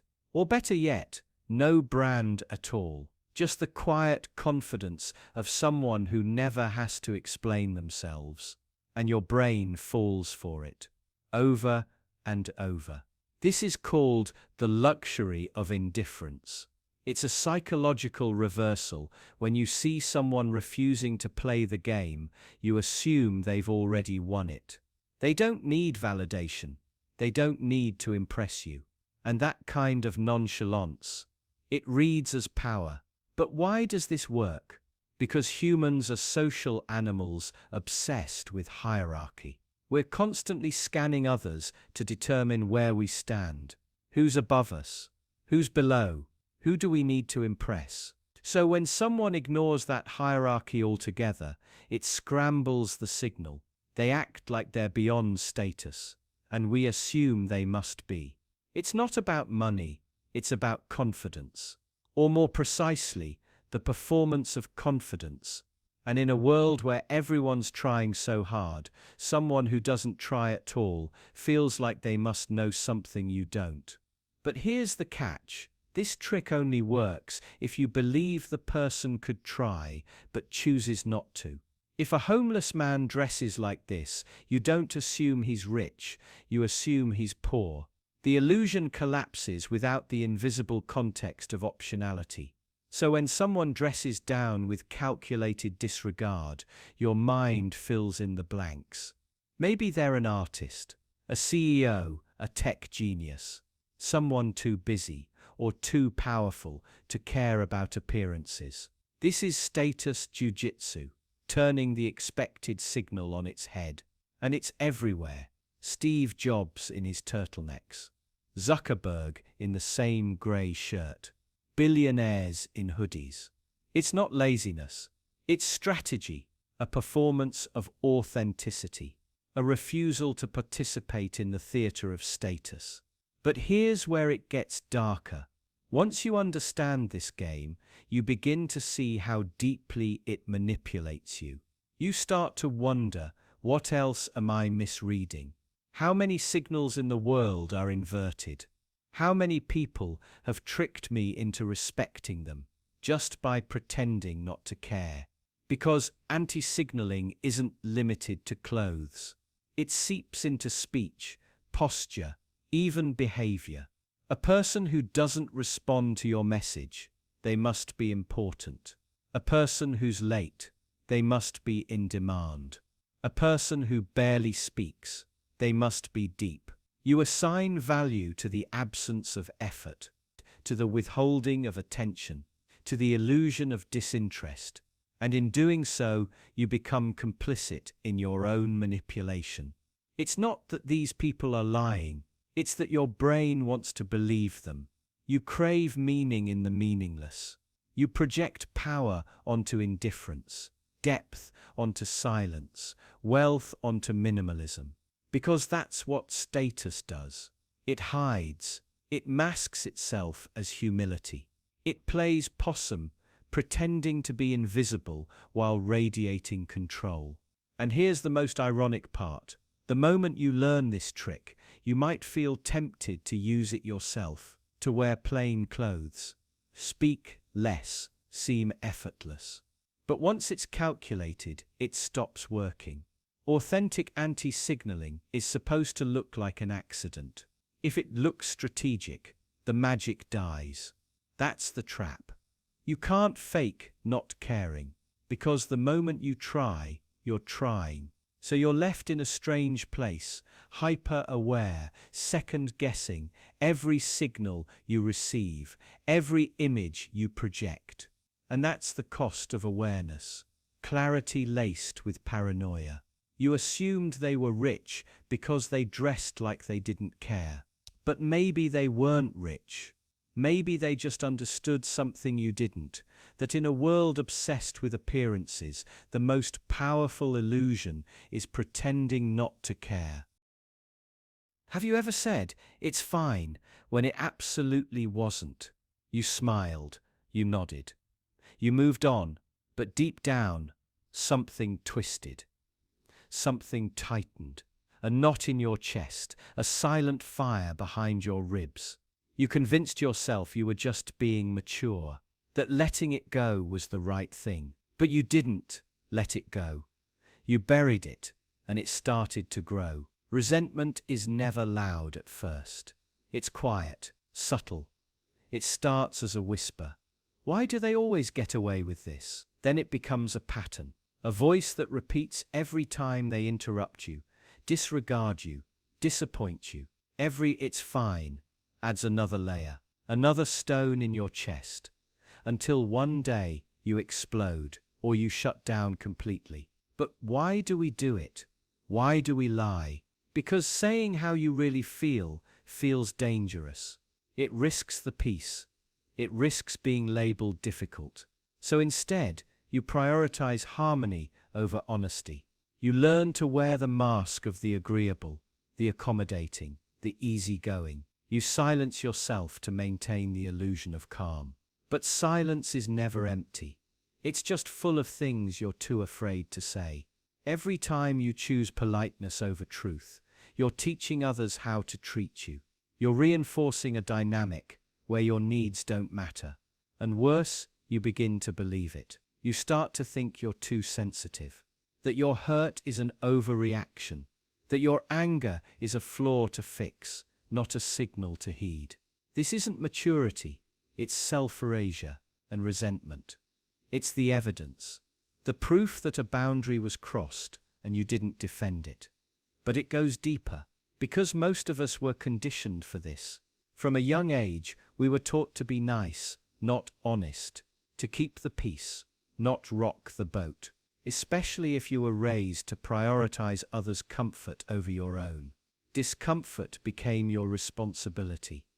Conflict became your shame. So when someone hurts you, even unintentionally, you swallow it.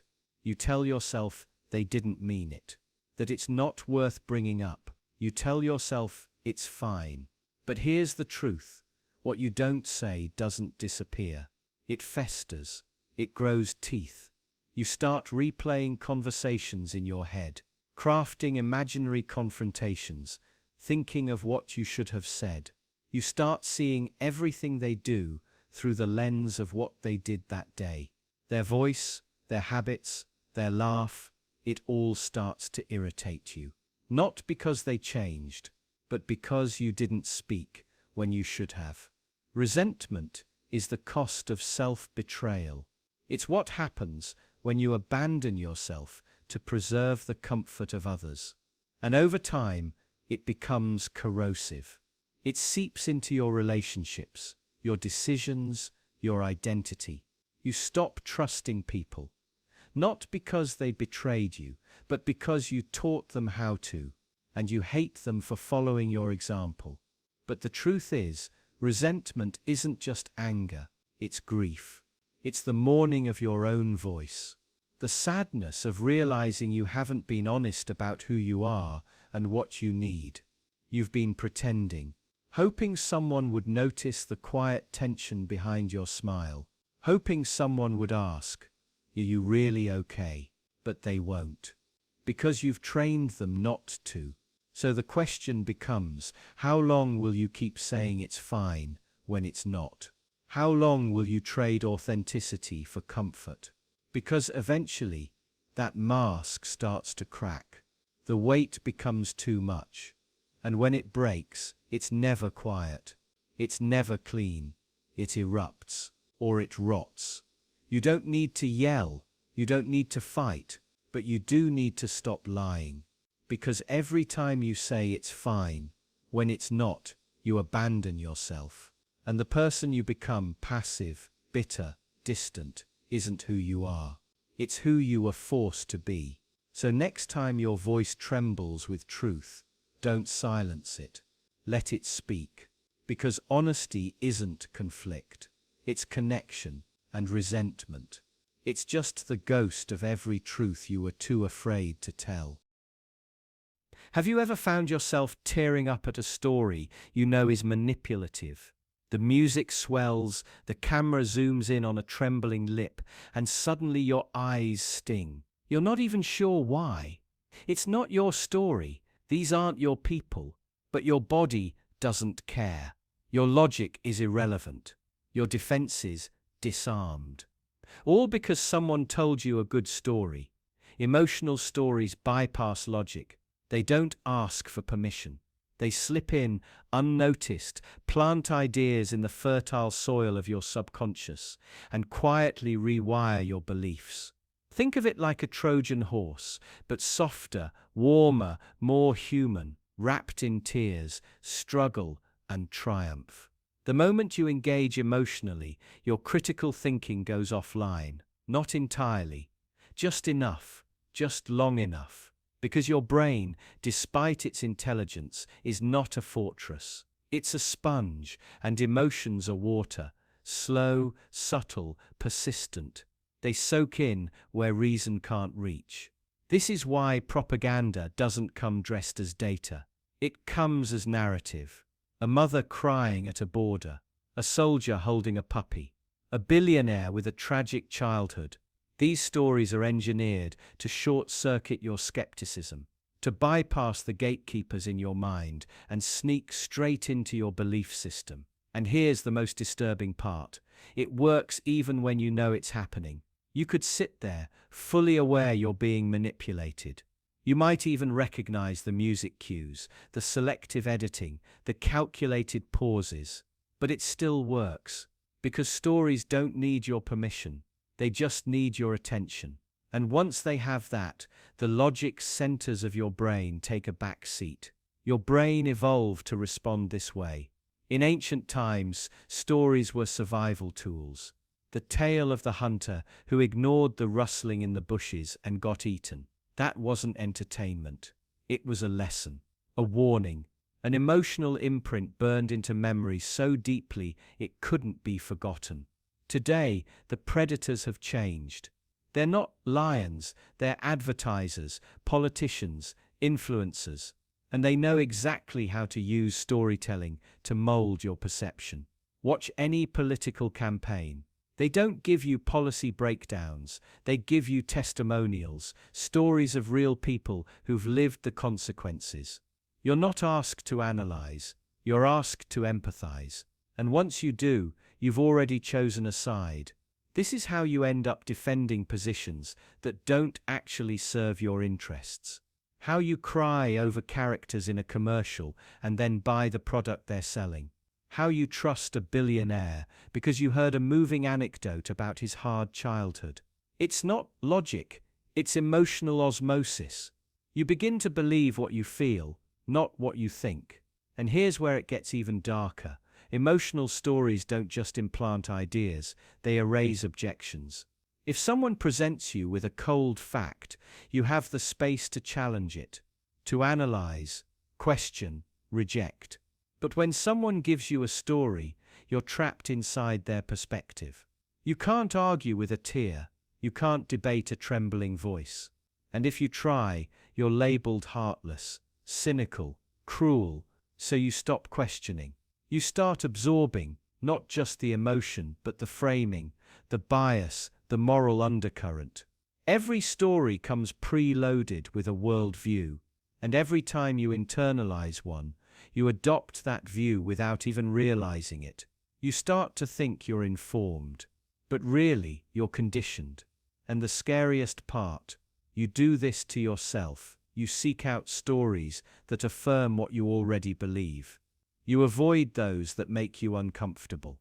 You curate your emotional diet the same way you curate your social feed, filtering out complexity in favor of validation. It feels good, it feels right, but it's a trap. Because if you only ever listen to the stories that stir your heart, you risk becoming intellectually hollow. You lose the ability to think critically, to confront nuance, to wrestle with contradictions. You trade awareness for comfort, truth for narrative, and slowly, quietly, you stop seeing the world as it is and start seeing it as you've been told to feel it. This is how control happens. Not with force, not with fear, but with feeling. So the next time a story moves you, stop, breathe. Ask yourself what just slipped past my logic. What belief is being whispered underneath the emotion? What's being sold, not with words, but with tears? Because if you don't ask those questions, someone else will answer them for you, and their answers will become your beliefs, without you ever realizing you chose them. You see it in the corner of your screen, a tiny red badge. An exclamation mark. Your heart skips a beat. You haven't even opened the email yet, but already your body responds as if it's a crisis. Urgency floods your nervous system. You click, and then you realize it's just a company newsletter or a follow-up to a meeting that went nowhere. Maybe even a marketing blast disguised as something critical. It wasn't important. It just felt like it. This is the trap. Urgency without importance. The red exclamation mark is a psychological trick, a symbol borrowed from emergencies, fires, alarms, warnings, and repurposed to manipulate your attention. It's not there because the email holds life-altering information. It's there because someone wants a reaction, a read, a response. Control over your time. Urgency is primal. It hijacks your attention, bypassing rational thought. When you see that red icon, your brain interprets it as a threat. Your body reacts before your mind can assess whether it's real. Your pulse quickens. Your priorities shift. You surrender your agency to a symbol, and that's the point. You don't question urgency, you obey it. Modern life is full of this illusion. The ping of a notification, the buzz of a phone, the all-caps subject line screaming, "Read, now." We've trained ourselves to equate speed with value, reactivity with responsibility. If it feels urgent, it must matter. Right, wrong. Urgency and importance are not the same thing. But in a system built on distraction and overstimulation, they've become indistinguishable. Everything demands your immediate attention, and in giving it, you lose the ability to decide what's truly worth your time. This trick isn't just about emails, it's everywhere. Think of breaking news alerts that interrupt your day, stories that will be irrelevant in hours. Think of push notifications from apps you've barely used in months, suddenly claiming your focus. Think of limited time offers, flash sales, and one-time only events that repeat weekly. You're not being informed, you're being conditioned. Conditioned to respond, to drop what you're doing, to reprioritize, even when there's nothing urgent at all. Every red badge, every countdown timer, every blinking banner, it's a leash disguised as a light. And what's worse, you internalize it. Soon you start creating your own false urgency. You panic over unread emails. You compulsively check your phone. You feel guilty for not responding within minutes. Your value begins to feel measured in how quickly you can react, not how deeply you can think. Urgency becomes a lifestyle, a sickness. And the result is predictable: exhaustion, scattered focus, and a shallow sense of productivity. You respond all day, but accomplish nothing of depth. You rush, but never arrive. You confuse motion with progress, noise with meaning. This isn't a failure of willpower, it's design. The systems you interact with are optimized for engagement, not clarity. They don't care if the content matters, only that you look, click, and stay. The exclamation mark isn't meant to inform you. It's meant to interrupt you. So how do you break free? You start by noticing the trick. Pause the next time you see that red badge. Ask yourself, is this truly urgent? Or does it just feel that way because someone wants my attention? Learn to sit in that gap between the trigger and the response. That's where your power is. Red doesn't mean emergency. It means manipulation.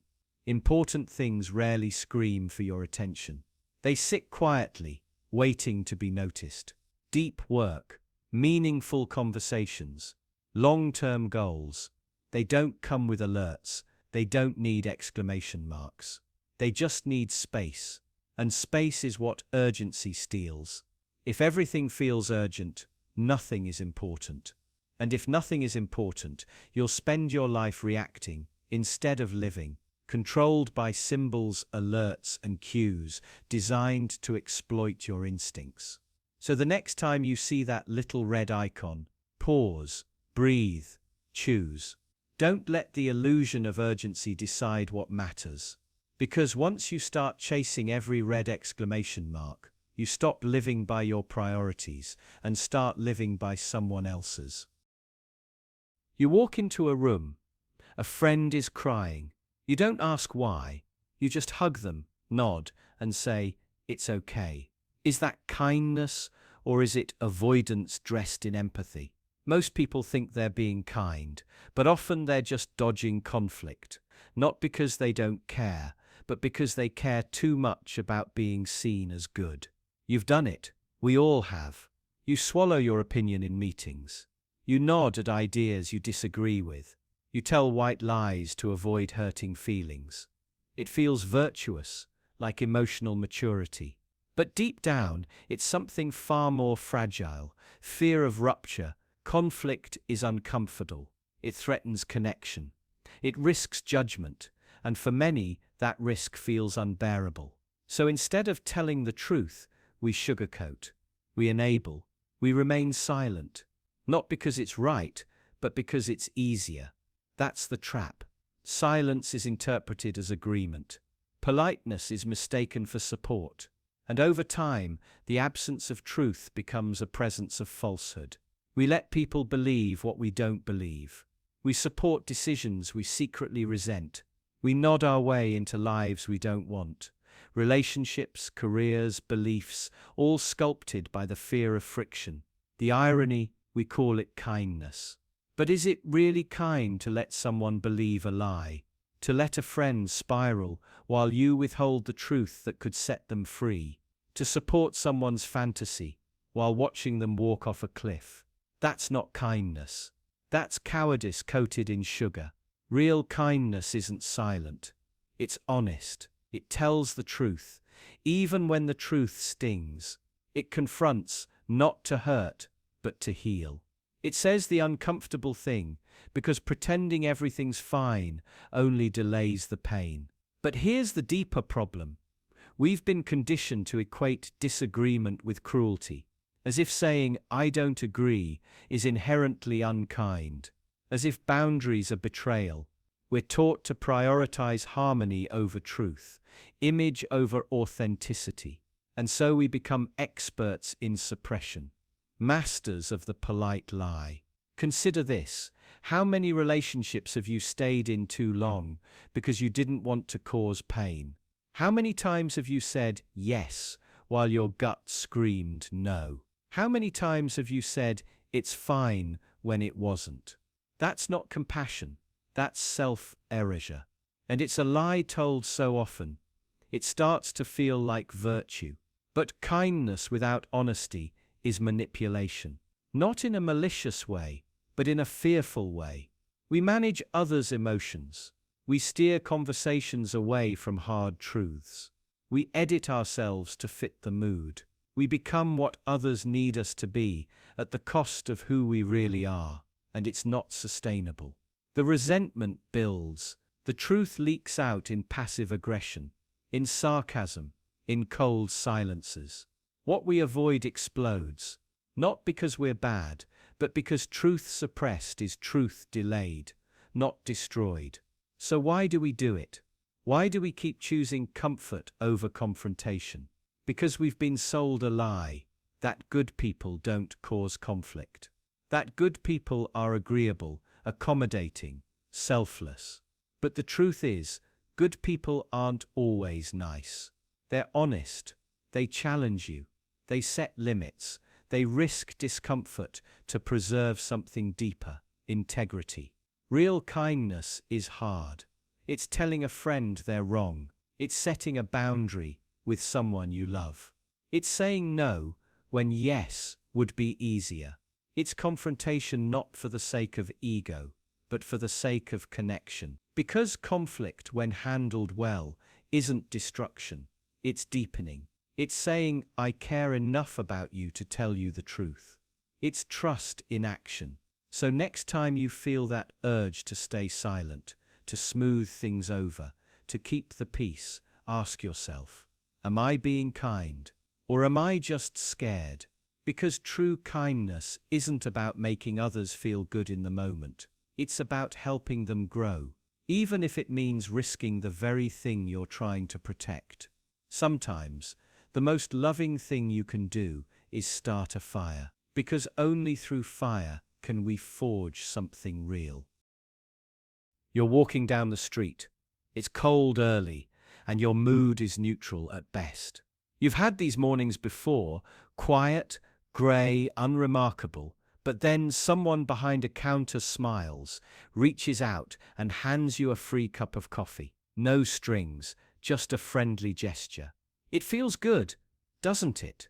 A small moment of unexpected kindness.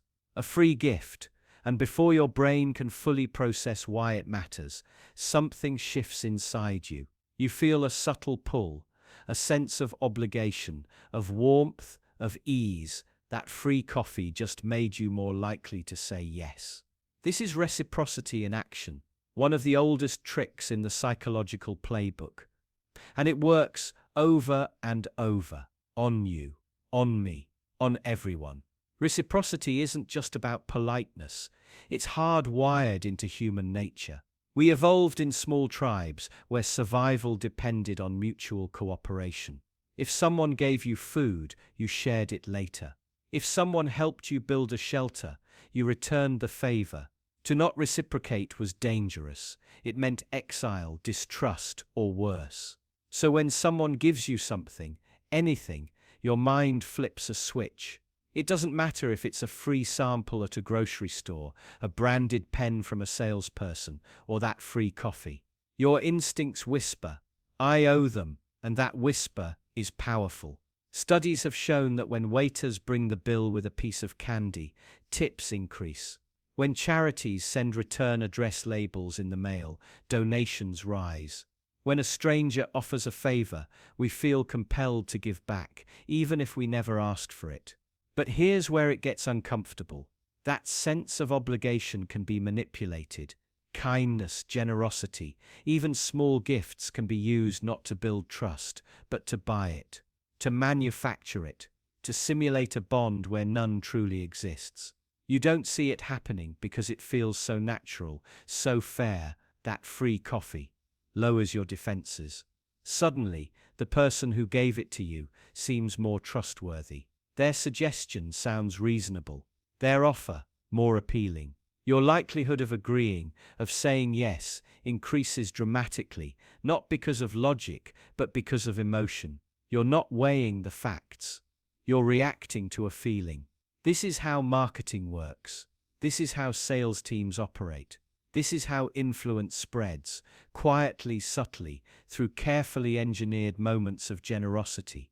You think you're making decisions freely, but your choices are being shaped before you even know there's a choice to make. Even worse, the people who use this trick don't need to lie. They just need to be the first to give, the first to smile, the first to offer something for free. And you'll be the one to reach for your wallet, nod your head, sign the paper. This effect isn't limited to consumer interactions. It plays out in politics, relationships, and power dynamics of all kinds. Leaders know that small gestures create loyalty, that giving first grants them permission to ask later. That's how influence cements itself, not through domination but through debt.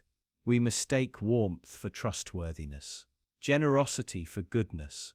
But sometimes those gestures are calculated, precision-tuned to trigger your sense of fairness and make you pliable. So what do? You can't stop being human. You can't unlearn reciprocity, but you can recognize the feeling when it hits.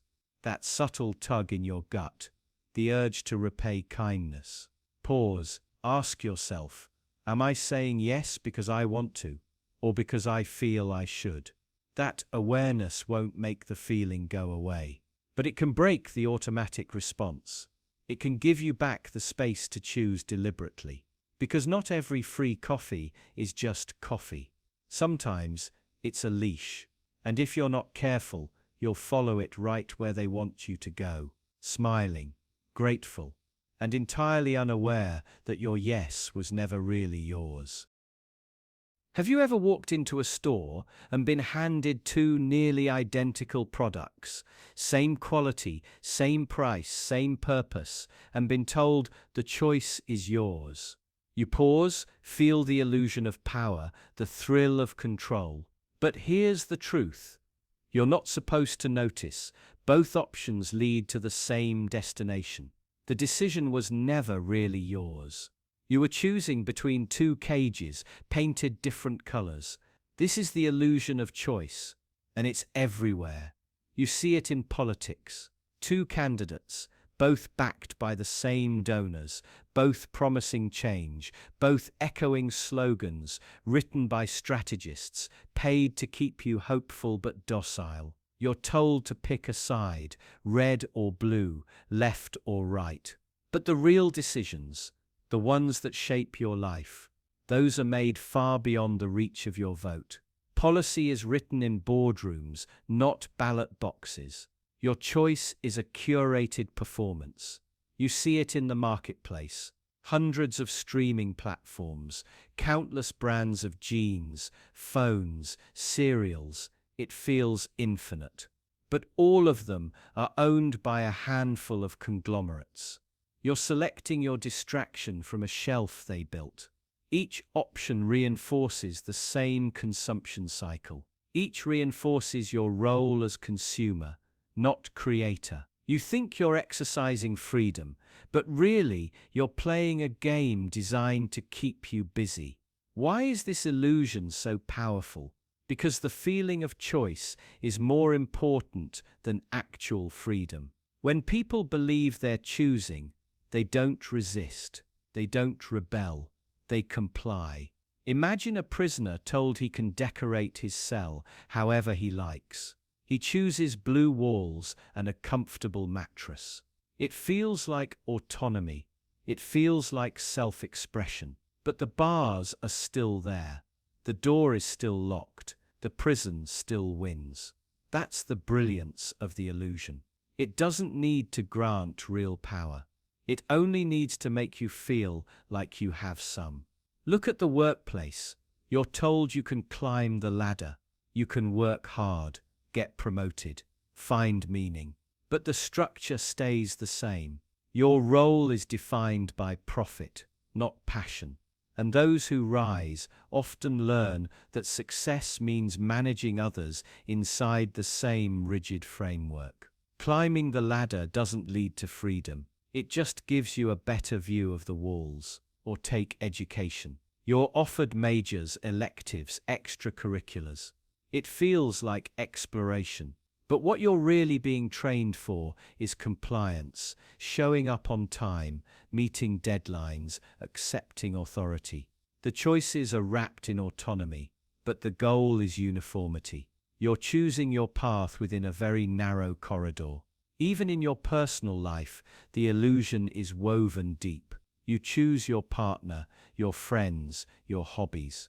But think how many of those choices were shaped by algorithms, by advertising, by invisible norms passed down without question. You were taught what to desire, what to fear, what to chase. The choice to conform never feels like a trap until you try not to. And when you do try, when you step outside the choices offered, you feel resistance, judgment, isolation. Because systems don't like unpredictability. They don't thrive on real freedom. They thrive on order disguised as liberty. This is why the illusion of choice is so effective. It keeps you tame. It makes you believe you're free while ensuring you never truly are. So, why do we accept it? Because real choice is hard, terrifying, even. It means stepping into uncertainty, risking failure, facing judgment. It means taking responsibility for outcomes. And most people would rather live comfortably in a lie than uncomfortably in truth. But once you see the illusion, you can't unsee it. You start to question, to wonder what other bars have been painted over. You stop confusing preference with power. You realize that saying no is sometimes the only real choice you have left. No to the curated options.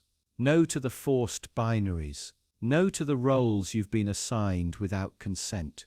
And in that refusal, in that act of defiance, you begin to find something real, not comfort, not ease, but freedom. She's perfectly composed. Her voice doesn't quiver. Her eyes don't dart. Her breathing is steady, even graceful. And in that moment, your brain does something automatic. It whispers, she must be telling the truth. But calm isn't truth. And composure isn't honesty. It's just performance. Your mind craves simplicity. When you see someone calm, especially under pressure, you instinctively assign them credibility. Why? Because your brain is hardwired to equate emotional control with moral integrity. It's an evolutionary shortcut, a heuristic, and it's deeply flawed. Now imagine this. Two people are accused of the same crime. One is trembling, stammering, eyes wide with fear. The other sits still, unwavering, almost serene.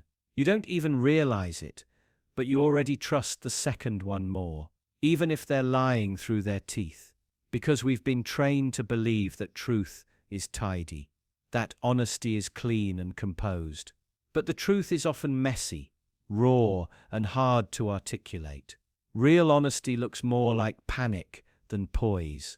It fumbles, it stutters, it hurts. The calm person might be honest, But they also might be the most practiced liar in the room, because calm can be manufactured, and in many cases it's weaponized. Con artists know this. Cult leaders, politicians, abusers, they all understand that serenity is persuasive. If they remain unfazed, unbothered, they seem above suspicion, like they have nothing to hide. But that's the trick. The calm exterior doesn't reveal truth. It conceals intent. Take the psychopath. Classic example. Not the movie version, with knives and maniacal grins, but the real kind. The ones who destroy reputations, manipulate entire lives, steal, lie, devastate, and do it all with an eerie calm. They don't panic. They don't break. They look you in the eyes, smooth and unshaken, and they lie better than anyone else. Because they've learned people don't believe the content of your words.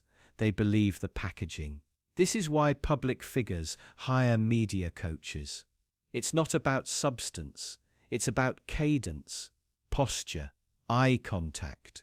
The illusion of sincerity. Calm is seductive. It makes lies feel safe, makes manipulation feel like leadership, and makes deception almost invisible. Think about the courtroom. The witness breaks down crying, can't find their words, replays the trauma with trembling hands. Another delivers their testimony, like a news anchor. Guess who gets believed? We're taught not to trust emotional chaos. We're taught that grief, confusion, and pain make someone unstable. But that's exactly what truth often looks like. And the liars, they've studied you. They know how to look innocent. They've practiced their calm. It's not authenticity, it's choreography.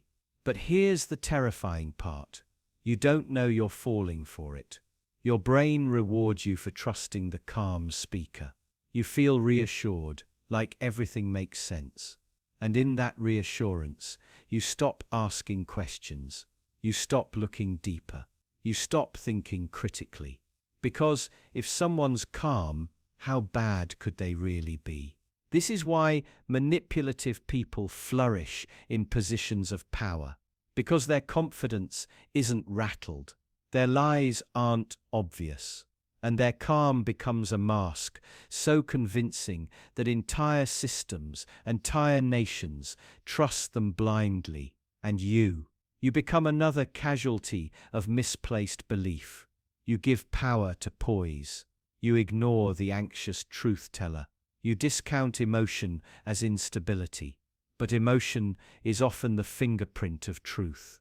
And calm? It's just a costume. So next time you're convinced someone's honest just because they seem calm, pause. Ask yourself, are you listening to what they're saying, or just how they're saying it? Because calm doesn't mean they're right. It just means they know exactly how to fool you. Have you ever paused to question a chart that seemed too perfect? The glossy bars, the sleek lines, the official-looking seals and logos. You see it and something inside you settles. This must be real, you think. But that's not data you're seeing. That's theater. Because the moment you see a chart, any chart, you're being guided. Not informed, guided. Steered, manipulated. A chart looks objective, cold, neutral. But everything about it is a decision. What gets measured, what gets excluded, how it's framed, colored, scaled. Every visual choice tells a story. And that story, it's rarely the whole truth. Take the y-axis, for example. Raise or lower it just a little, and you can make a minor change look like an emergency. Flatten a curve or explode it. Want to make a statistic look more dramatic? Want to hide a trend? Zoom out until it vanishes into insignificance. It's not just numbers, it's stage lighting, set design, misdirection. Charts are powerful because they feel scientific, rational. But that's the trick.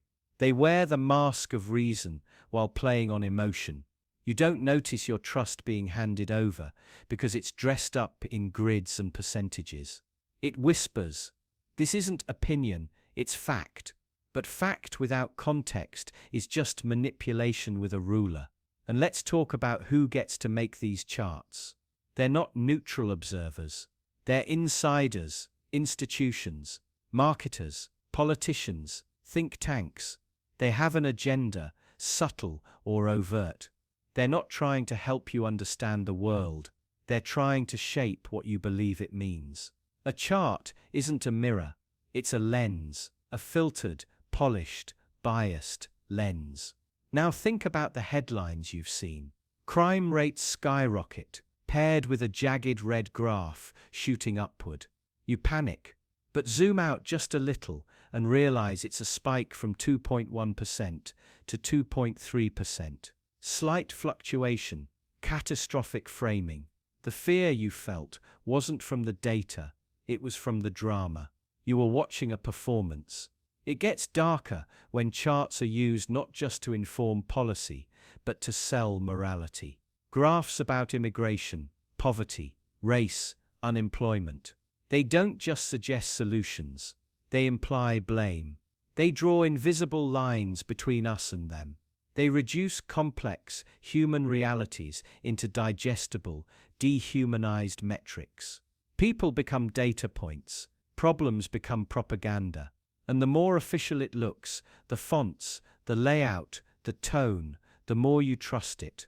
That trust is the target.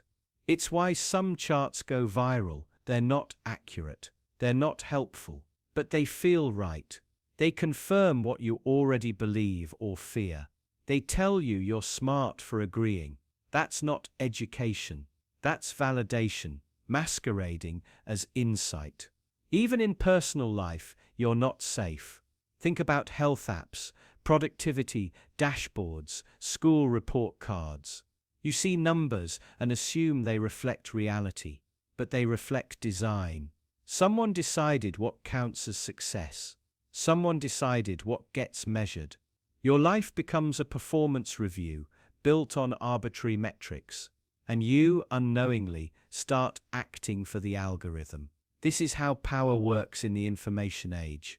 Not through censorship, through saturation, through framing, through presentation.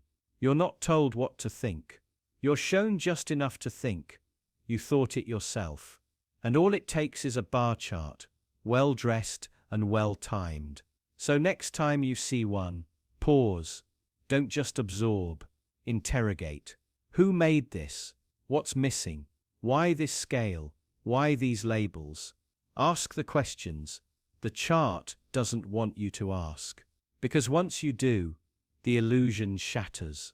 What you thought was clarity was choreography, and what you thought was truth was theater. Imagine opening your phone just to check one thing.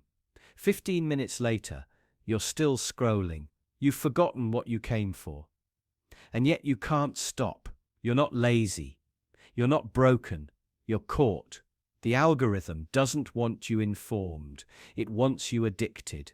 It doesn't care about your growth, your awareness, your clarity. It cares about time. The more time you give it, the more data it collects. The more data it collects, the more precisely it can keep you there, not by force. By design, it learns what makes you click, what makes you hesitate, what makes you angry, anxious, excited, or aroused. It studies you closer than you've ever studied yourself, and it doesn't sleep. You think you're in control, you think you're making choices, but you're reacting to choices already made for you. The headlines you see, chosen. The comments that provoke you, curated. The videos that autoplay when you're too tired to resist, placed with precision. The algorithm isn't a passive reflection of your taste. It's a machine of manipulation, refined over billions of interactions, and it has one goal: keep you coming back. But here's the twist. It doesn't do this with lies. It does it with partial truths, with outrage, with echo chambers that confirm your biases while making you believe you're seeing the whole picture. It makes you feel informed while keeping you ignorant. It gives you noise, not knowledge. Imagine someone spoon-feeding you sugar-coated facts, day after day, never enough to make you sick, just enough to keep you craving. That's what the algorithm is. A dealer of digital dopamine. Every notification, every buzz, every red dot is a tiny hook. Your attention isn't just being captured, it's being auctioned. You're the product, not the user. And what happens to a mind constantly stimulated, constantly distracted? It weakens, it loses depth, it stops wondering, it stops questioning. Critical thinking doesn't thrive in a dopamine loop. It drowns, slowly, quietly, without resistance. You stop asking, "Is this true?" and start asking, "Is this popular?" You trade curiosity for validation, nuance for certainty, reflection for reaction. And that's exactly what the algorithm wants, because an informed mind is unpredictable. But an addicted mind, that's easy to monetize, easy to mold, easy to direct. Think about the last time you truly paused, not for content, not for input, but to actually think. How long did it last before you reached for your phone again? You're not addicted by accident. You're addicted by architecture. The interface is engineered to mimic slot machines. Infinite scroll, variable rewards, sudden surprises.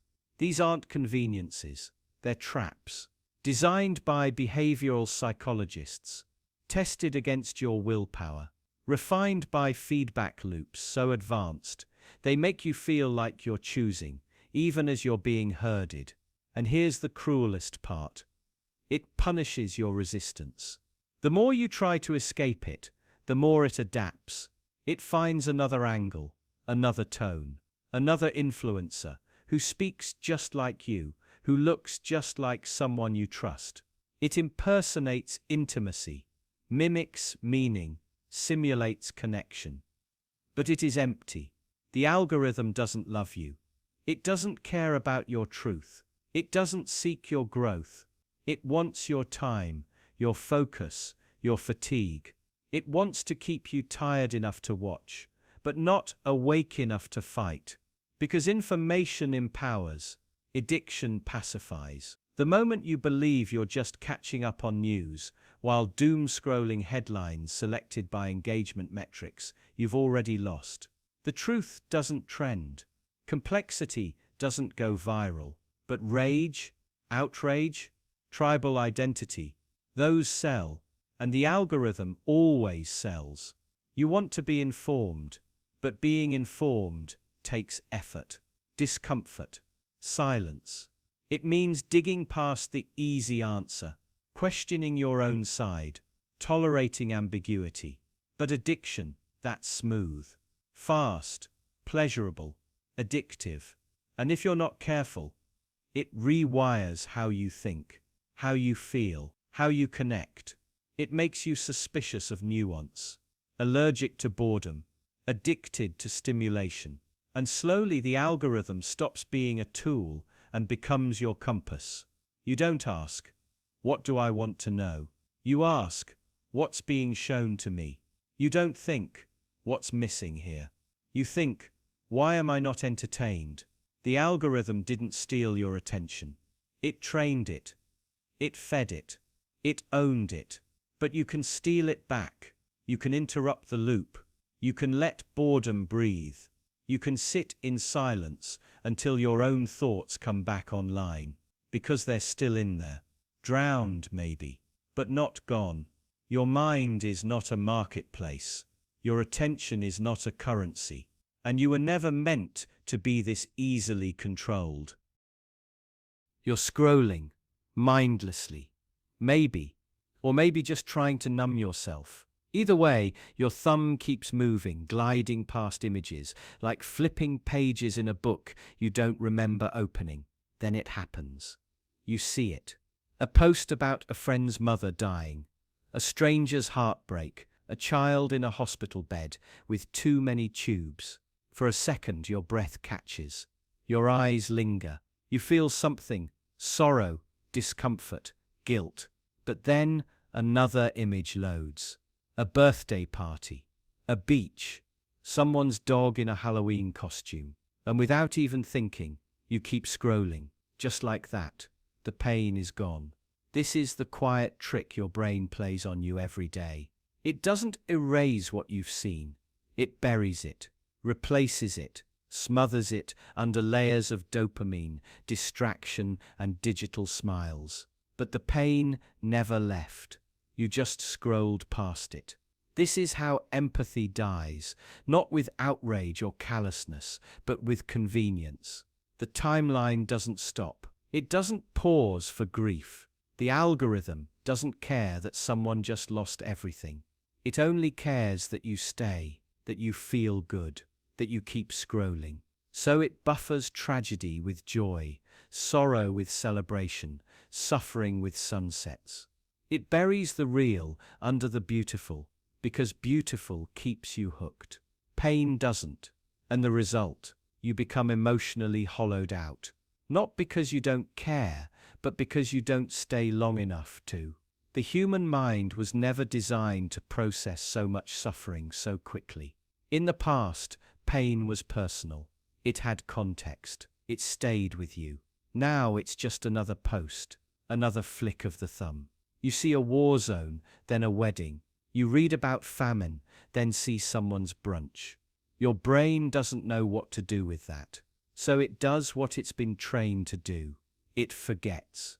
It numbs. It smiles. And here's where it gets darker. This isn't an accident. It's engineered. The platforms know that sadness slows engagement. Outrage can spike it, sure. But grief, that's dangerous.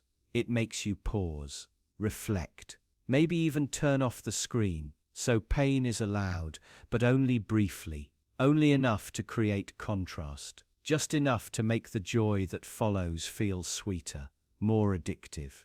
It's not that you're heartless, it's that you've been conditioned. Conditioned to treat pain like a speed bump, something to notice, then ignore. Conditioned to move past human suffering faster than it can register as real. You don't look away because you're cruel. You look away because the system taught you to. Because it's easier. Because it works. But here's the cost. Your empathy becomes thin, diluted, a flicker instead of a flame. You start to believe that feeling sad for a second is the same as caring, that noticing pain is the same as doing something about it. And worst of all, you lose your capacity to stay, to witness, to be present with discomfort. You've scrolled past pain because smiling photos came after, because the algorithm knows you better than you know yourself, because it understands that if it gives you enough beauty, enough brightness, enough perfectly posed joy, you'll forget the body on the stretcher, the tear-streaked face, the trembling hands. You'll move on, because that's what you've been trained to do. But imagine, just for a moment, what it would feel like to stop, to sit with the grief, to not rush toward the light, but to stare directly into the dark, to honor it, to let it change you. It would hurt. Of course it would. But it might also wake something up. Something the scroll has slowly killed. Your humanity. Because being human isn't about always feeling good. It's about feeling everything. Even the things that don't come with filters. Even the pain that doesn't get enough likes. Especially that pain. Because when you stop scrolling, you start seeing. And when you start seeing, you start remembering what it means to care. To really care. Not for a second, but for as long as it takes. You've walked into a store and seen your identity reflected back at you. The slogans speak your language. The packaging uses your slang. The social media posts feel like inside jokes you didn't know a company could understand. And in that moment, just for a second, you feel it. They get me. That feeling isn't accidental. It's engineered not to make you think, but to make you belong. Because when a brand makes you feel seen, it isn't about validation, it's about manipulation. Brands learned something long before most people did, that being understood is addictive. that the desire to be seen, recognized, and acknowledged runs deeper than logic, deeper than skepticism, deeper than choice. This is emotional engineering. Imagine a lonely teenager scrolling endlessly, craving connection, and suddenly a brand appears, not just with a product, but with a voice. A tone that says you're not weird, you're not alone, you're part of this. It feels personal. It feels human. It isn't. It's a corporation with a marketing budget, a machine wearing a face. This is identity marketing. And it doesn't sell products. It sells you to yourself, curated, packaged, and ready to consume. You don't buy the brand. You buy the version of yourself. They reflect back, and the more accurate that reflection feels, the more loyal you become. Not because you're convinced, because you're comforted, and comfort is the currency of control. You see, brands don't need you to think they're good. They just need you to think they're like you. They don't need credibility, just relatability. The moment they mirror your beliefs, your humor, your values, you stop evaluating and start defending. Suddenly, criticism of the brand feels personal. Suddenly, you're not just a consumer, you're a participant, a defender, a disciple. And it feels smart. It feels like choosing a side, standing for something. But it's not wisdom, it's allegiance. You're not loyal because the brand earned it. You're loyal because it flattered you. Because being seen made you feel smart. But really, it just made you predictable. Predictability is gold in marketing. If they can map your desires, if they can anticipate your insecurities, they can script your behavior.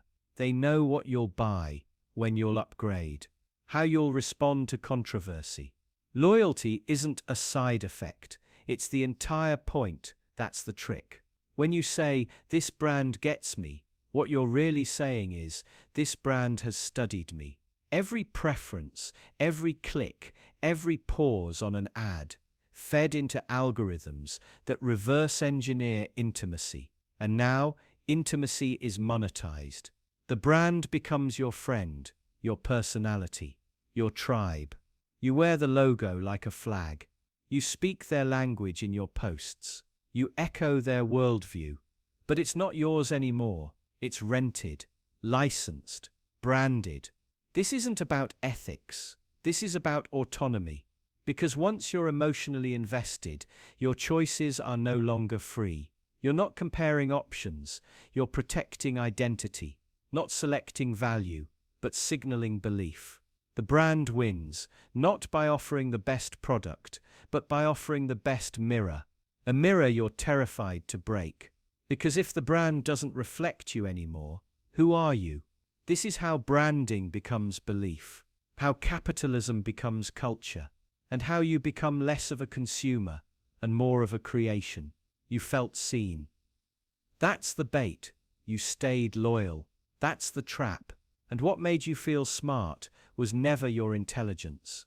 It was the illusion of being chosen. But you weren't chosen. You were studied, profiled, predicted, and sold back to yourself. Have you ever noticed how something feels more true, more real, the second or third time you hear it? Not because the facts have changed, not because your memory is better, but simply because your brain's heard it before. This is the illusion of familiarity, and it's one of the most quietly powerful tricks your mind plays on you. Every single day, it's called the illusory truth effect, and it works like this. The more often you're exposed to a piece of information, the more likely you are to believe it's accurate, even if it's complete nonsense. You hear a lie once, you're skeptical. You hear it twice, you start to doubt yourself. By the fifth time, it feels like common sense. And that's terrifying because it means your beliefs aren't always shaped by logic or evidence. They're shaped by repetition. Now imagine the implications. Advertisers, politicians, influencers, they all understand this. Whether they admit it or not, They know that truth is a fragile thing, and perception is programmable. They don't need to convince you. They just need to make sure you hear the same message over and over again. This is why propaganda works. It doesn't win arguments. It wins airtime. And once the seed is planted, your brain does the rest. But why does this happen? It all comes down to cognitive ease. Your brain is lazy by design. When it encounters something familiar, it processes it faster, with less energy. That speed feels good. That fluency feels safe, so you misinterpret ease as truth. The smoother it feels to process an idea, the more likely you are to believe it. This is why lies wrapped in familiar language feel truer than truths spoken in unfamiliar terms. It's not about accuracy, it's about comfort. And comfort is dangerous when it replaces scrutiny. The most disturbing part. This effect doesn't just influence the gullible or uninformed. It affects everyone. Even you, even when you know about it. Even when you try to resist. Let's go deeper. Imagine reading a headline that says, "Vaccines cause autism." If you see it once, you might laugh it off. See it again, on a different site, shared by a friend, mentioned casually on a podcast, and it starts to lodge in your brain. Not as fact, maybe, but as a possibility. Or what if? And now it has power, because familiarity is sticky, and stickiness creates belief. Not conviction, not certainty, but suspicion. And suspicion spreads like mold. You begin to question sources, doubt institutions. You start to feel like the only sane person in a world full of lies, but the real lie, the foundational one, is the sense that your beliefs are always your own. Many of them were whispered into your mind through the repetition of others. You were conditioned, not convinced. Think about childhood, the things you were told about love, safety, identity. Those weren't objective truths. They were repeated scripts. Spoken by parents, teachers, culture, echoed again and again, until they became invisible. You don't see them anymore, you just live them. And if something challenges those scripts, you feel discomfort, not because the new idea is wrong, but because it's unfamiliar, so you reject it. And this is where the trap tightens. Repetition doesn't just build belief, it builds resistance. The more you've heard something before, the more hostile you become to anything that contradicts it. Your mind becomes a fortress, not a filter. And the truth, the real truth, it doesn't stand a chance, because truth doesn't repeat itself as often as lies do. It doesn't have a marketing team. It doesn't have a slogan. It's often complex, nuanced, and uncomfortable. And complexity is tiring. Nuance is slow. Unfamiliarity feels unsafe. So the truth loses, not because it's wrong, but because it's outnumbered. And in a world where repetition equals reality, your beliefs become echoes of the loudest voice, not the most honest one. So ask yourself, what do you believe? And more importantly, why do you believe it? Is it because it's been tested, examined, understood? Or is it because it's been repeated so many times? You stopped questioning it. Because the scariest part of all is this. The illusion of truth doesn't just make you believe lies, it makes you feel certain. Certain in the absence of understanding. Confident without foundation. And nothing is harder to dismantle than a lie that feels familiar. Because it doesn't just feel true. It feels like home. He sounded like he knew exactly what he was talking about. His voice, confident, clear, measured. Every word dropped like a hammer, and you believed it, because how could someone speak that way and be wrong? That's the trap. You didn't analyze the logic. You didn't ask for evidence. You just felt convinced. And that feeling, certainty gifted by tone alone, overrode your doubt. That's how easily your mind can be hijacked. This isn't rare. It's not a glitch in your thinking. It's the system working exactly as designed. Because authority doesn't always come from knowledge. Sometimes it's just performance. And confidence is the ultimate performance. You've seen it everywhere: job interviews, political debates, social media influencers. The loudest voice in the room doesn't win because it's right. It wins because it silences yours. So when someone speaks with conviction, your brain responds like it's hearing truth. This is called the confidence heuristic. It's a shortcut, a mental cheat code. Instead of analyzing what's said, you gauge how it's said. Your brain mistakes assertiveness for accuracy. This makes you incredibly vulnerable, because a confident lie is more persuasive than a hesitant truth. Think about it. You've taken directions from someone who didn't know the way. Followed diet advice from a ripped friend who read zero research. Bought into startup hype because the founder sounded so sure. Deep down, you weren't convinced by logic. You were hypnotized by tone. Now imagine that voice had power: a leader, a manager, a parent. Their confidence doesn't just influence, it dominates, it overrides your internal compass. And worse, it rewires your future decisions. Because every time their advice seems right, you trust them more, even if they're wrong. Especially if they're wrong but still convincing. That's when confidence becomes corrosive. Because the damage compounds. You internalize false lessons, adopt flawed thinking, repeat advice you don't fully understand.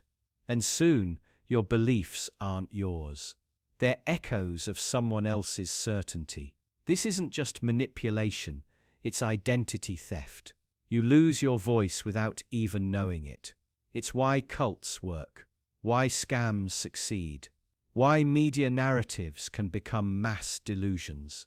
The delivery becomes the message. Style eclipses substance.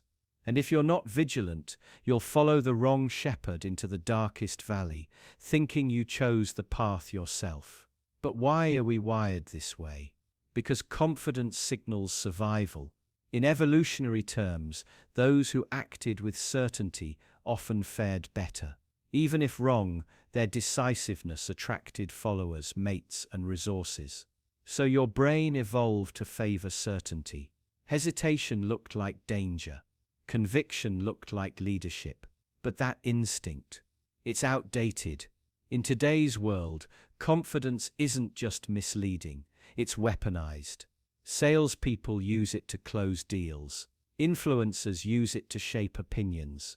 Demagogues use it to win elections. It's not about being right, it's about sounding right. And you fall for it. Every single time. But here's the twist.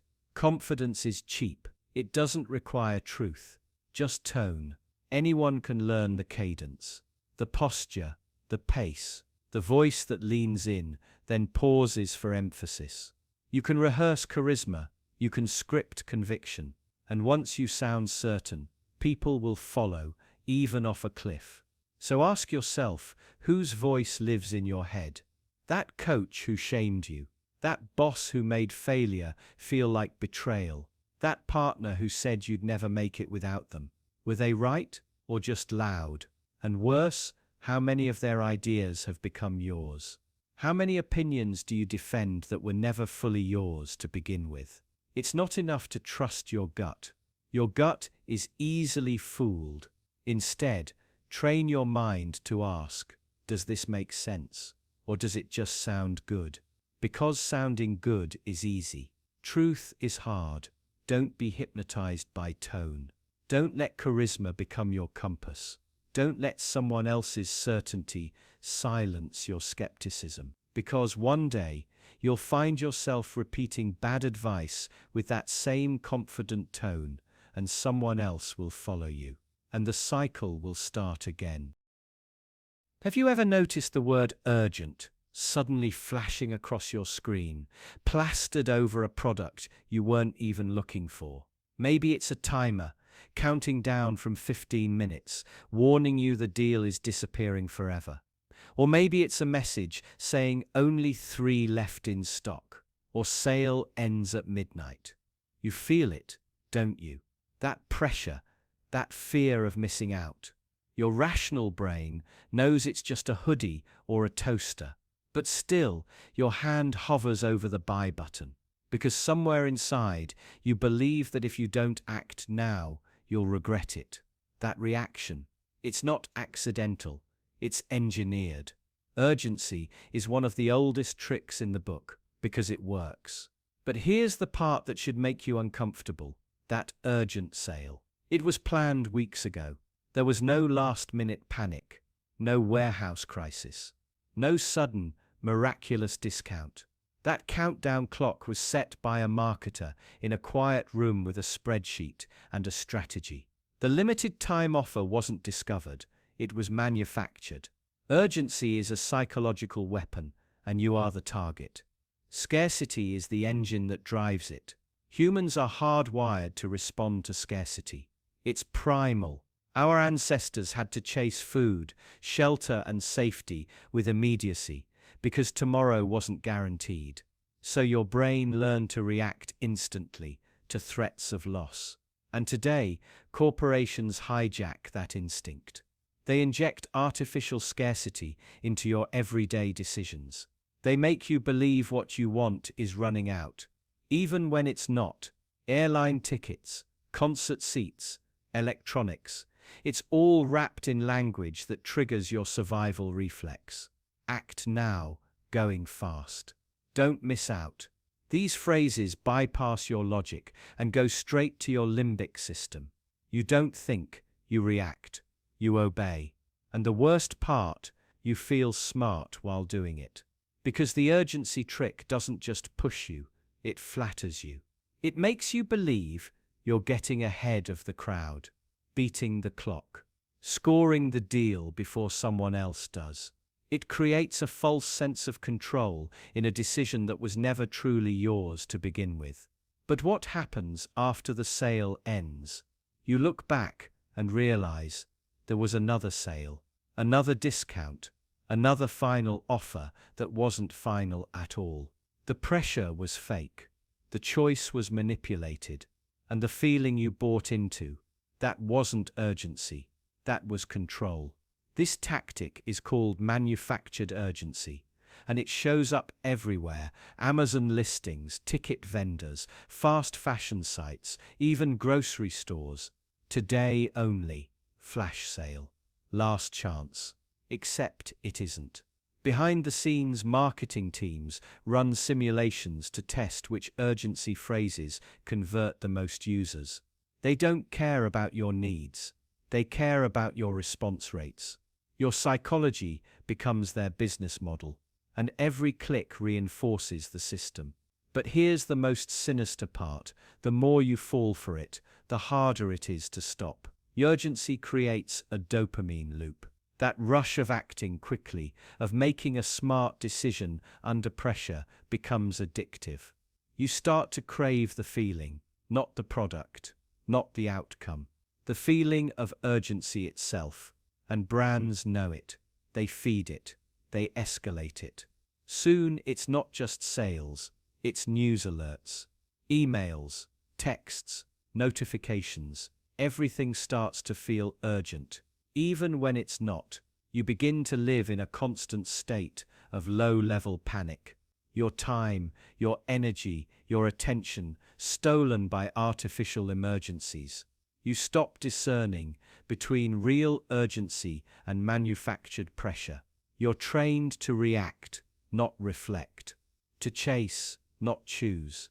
To buy, not breathe. And over time, that manufactured urgency seeps into how you see the world. Relationships feel disposable. Decisions feel rushed. Patience feels pointless. You start to believe that if something isn't happening now, it's not worth your time. But ask yourself, who benefits from that mindset? Not you, not your peace, not your clarity, not your control. It benefits systems that thrive on your impulsivity. It benefits businesses that make profit from your panic. It benefits platforms that survive off your constant attention. And you're just left feeling anxious, hollow, hooked on a feeling that was never real. So the next time you see that timer counting down, that banner flashing, that urgent message blinking in red, pause, ask yourself, is this urgency real, or was it planted? Was this decision mine, or was it made for me? Because once you see the trick, it loses its power, and you begin to reclaim what urgency was always meant to protect, not your purchases, not your panic, but your time, your mind, your freedom to choose. Have you ever wondered why you trust some things more than others without knowing why? Not because the source is credible, not because the evidence is sound, but because the font looks clean. Helvetica, Calibri, Avenir. Fonts you've seen 1,000 times on government websites, on bank statements, on contracts and scientific reports. These fonts don't just communicate words, they communicate authority, reliability, legitimacy. And that's exactly the problem. Because when a lie is dressed in a clean font, it doesn't feel like a lie, it feels like truth. Your brain doesn't just read words, it reads context. And typography is part of that context. A statement in Comic Sans makes you skeptical. A statement in Times New Roman makes you nod along, same words, different feeling. Your judgment isn't based on logic, it's based on presentation. This is why propaganda doesn't need to scream to be effective. It just needs to look official. A clean font is the digital equivalent of a suit and tie. It makes anything look put together, polished, respectable. And once something looks respectable, it doesn't need to earn your trust. It's already earned it by aesthetic alone. Marketers know this. Politicians know this. Even scammers know this. A phishing email that uses a clunky, mismatched font. Obvious fraud. But one that mimics the design of your bank's official communications down to the font and spacing. Suddenly, you're not so sure. You pause, you hesitate, you click, because it looks right. Typography, at its core, is emotional manipulation. It bypasses reason and speaks directly to your subconscious. It tells a story before the words even begin. And that story often whispers, this is safe, this is true, this can be trusted. But the truth doesn't always come in clean packages, and lies often do. Imagine reading a medical warning printed in Courier New on a crumpled flyer. Now imagine the same warning in sleek black Gotham on a crisp white background. Which one would you take more seriously? Even if the content is identical. This is how design becomes deception. Not through what it says, but through how it makes you feel. Think about corporate messaging. When a company makes a public apology in a well-designed PDF, complete with tasteful serif fonts and soft blue highlights, it feels sincere, measured, professional. But what does it actually say? Usually nothing of substance. Usually just enough to appear accountable, while dodging real responsibility. Appearance becomes the message. And if it looks good, it feels good. And if it feels good, it must be true. That's the illusion. Typography doesn't just frame information, it frames belief. And in a world where information is endless, framing is everything. This extends far beyond fonts. Clean design, professional layouts, and high production value all signal legitimacy. We associate beauty with truth. But in reality, beauty is just polish. And polish can be applied to anything, even garbage. A beautifully designed lie is still a lie, but it won't feel like one. It will feel correct, trustworthy, familiar. Because the cleaner it looks, the less it invites questioning. This is how you get manipulated without ever knowing you've been touched. You scroll past a political ad that looks sleek and modern. Your brain registers approval. You don't remember the exact message, but you remember that it looked reasonable, and that's enough to plant a seed of belief. You read a poorly formatted blog post about climate change. Even if it's grounded in peer-reviewed science, it feels sketchy, untrustworthy, because the font is ugly, because the spacing is wrong, because the aesthetics are off. Your eyes override your brain. And here's the part no one wants to admit. You can't switch it off. Even knowing all this, you'll still be influenced, still fall for it. Because visual design operates below awareness. It doesn't argue, it whispers, it lingers, it shapes perception without permission, which makes it one of the most effective psychological tricks in the modern world, and one of the most invisible. So the next time something feels true, ask yourself, does it feel true because it is, or because it looks like it should be? Because a clean font doesn't mean clean intentions. It might just mean someone wanted you to believe a lie without ever having to convince you. You're sitting in a waiting room, but quiet, bored, scrolling. Then without thinking, you glance to your right. The person next to you picks up their phone, checks something, locks it and sets it back down. 5 seconds later, you do the same. No notification, no vibration, nothing. So why did you look? Because you're not as independent as you think. Humans are imitators. It's how we survived. If the tribe ran, you ran. If they ducked, you ducked. The faster you mirrored the group, the more likely you were to stay alive. It's built into your nervous system. Mirror neurons silently copying the behavior of others, especially when you're unsure of what to do. But this reflex isn't limited to survival anymore. It's everywhere. In meetings, when someone crosses their legs, you cross yours. At parties, someone checks their phone, and suddenly the whole room glows with screens. You do it too. Not because you want to, because someone else did. And that's the terrifying part. Your decisions aren't always your own. What you think is choice is often echo. Social mimicry is one of the most powerful forces shaping your behavior, and most of the time you don't even notice it. You adopt postures, expressions, and habits without awareness, trying unconsciously to belong. Because in your brain, being different still feels dangerous. Rejection used to mean exile, and exile used to mean death. So now when someone looks at their phone, your body reacts like it's a cue, a signal, a command wrapped in familiarity. You obey without knowing it. Marketers understand this. Politicians understand this.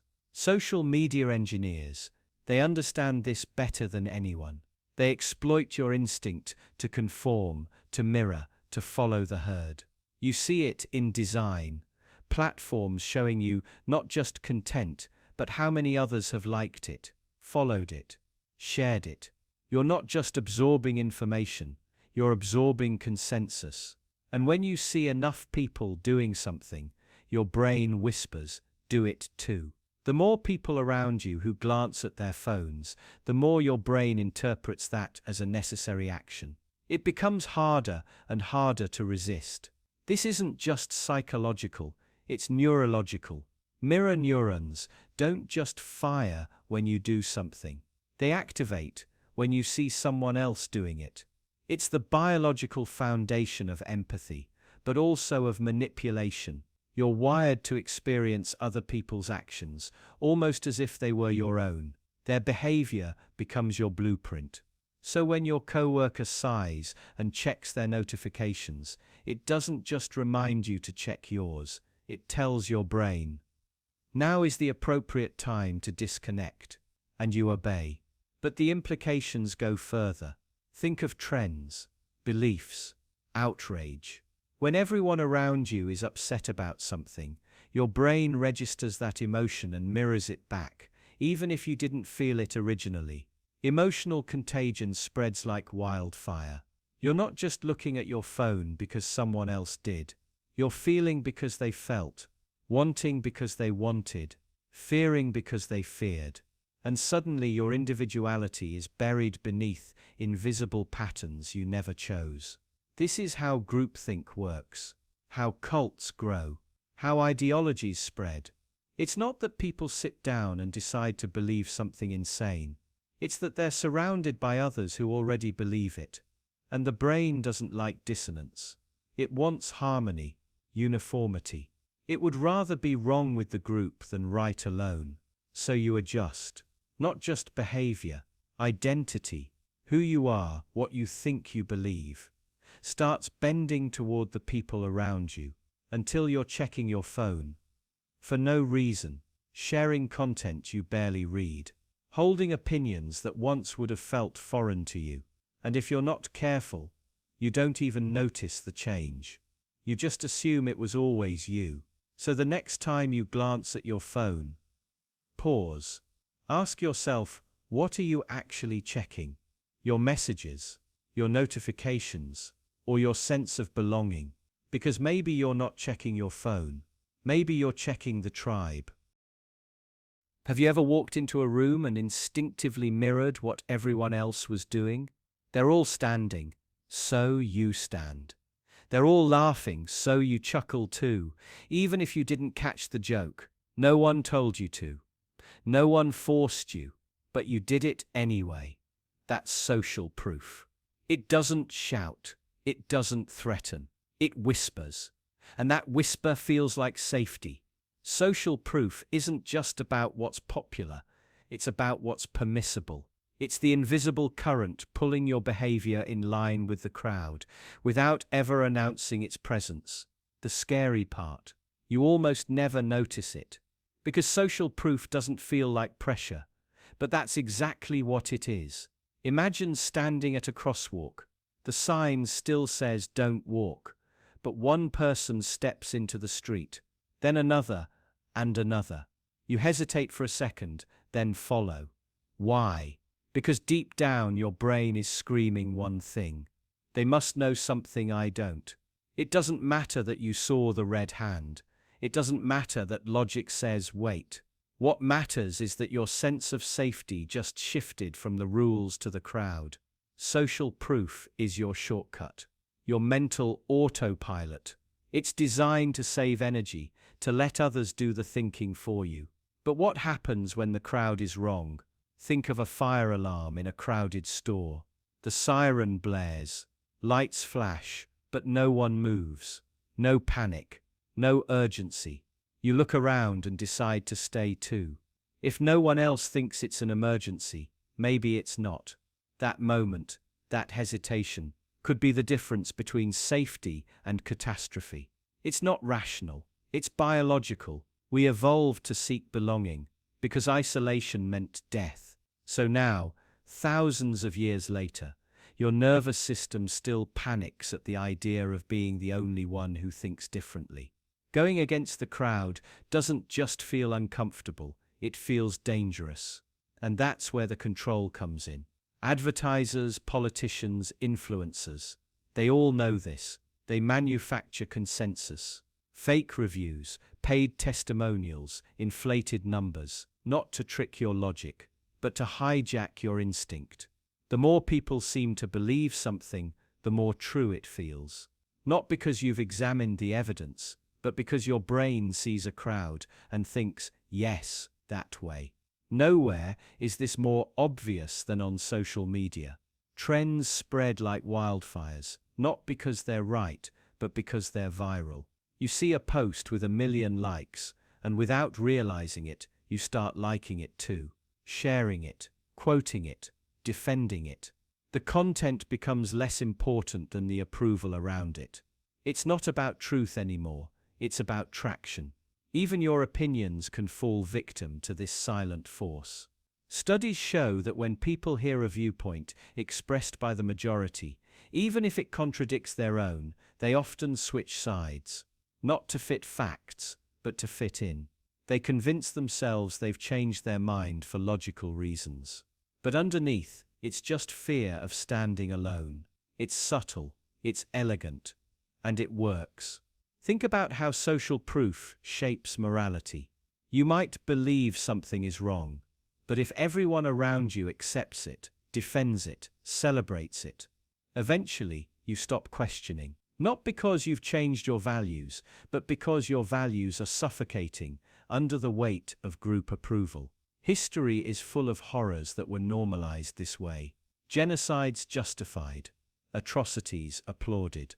Entire populations swept into madness simply because they couldn't bear to be the only voice of dissent. Social proof didn't just guide them, it blinded them. Now ask yourself, how many of your choices, your beliefs, your purchases, your reactions are truly yours?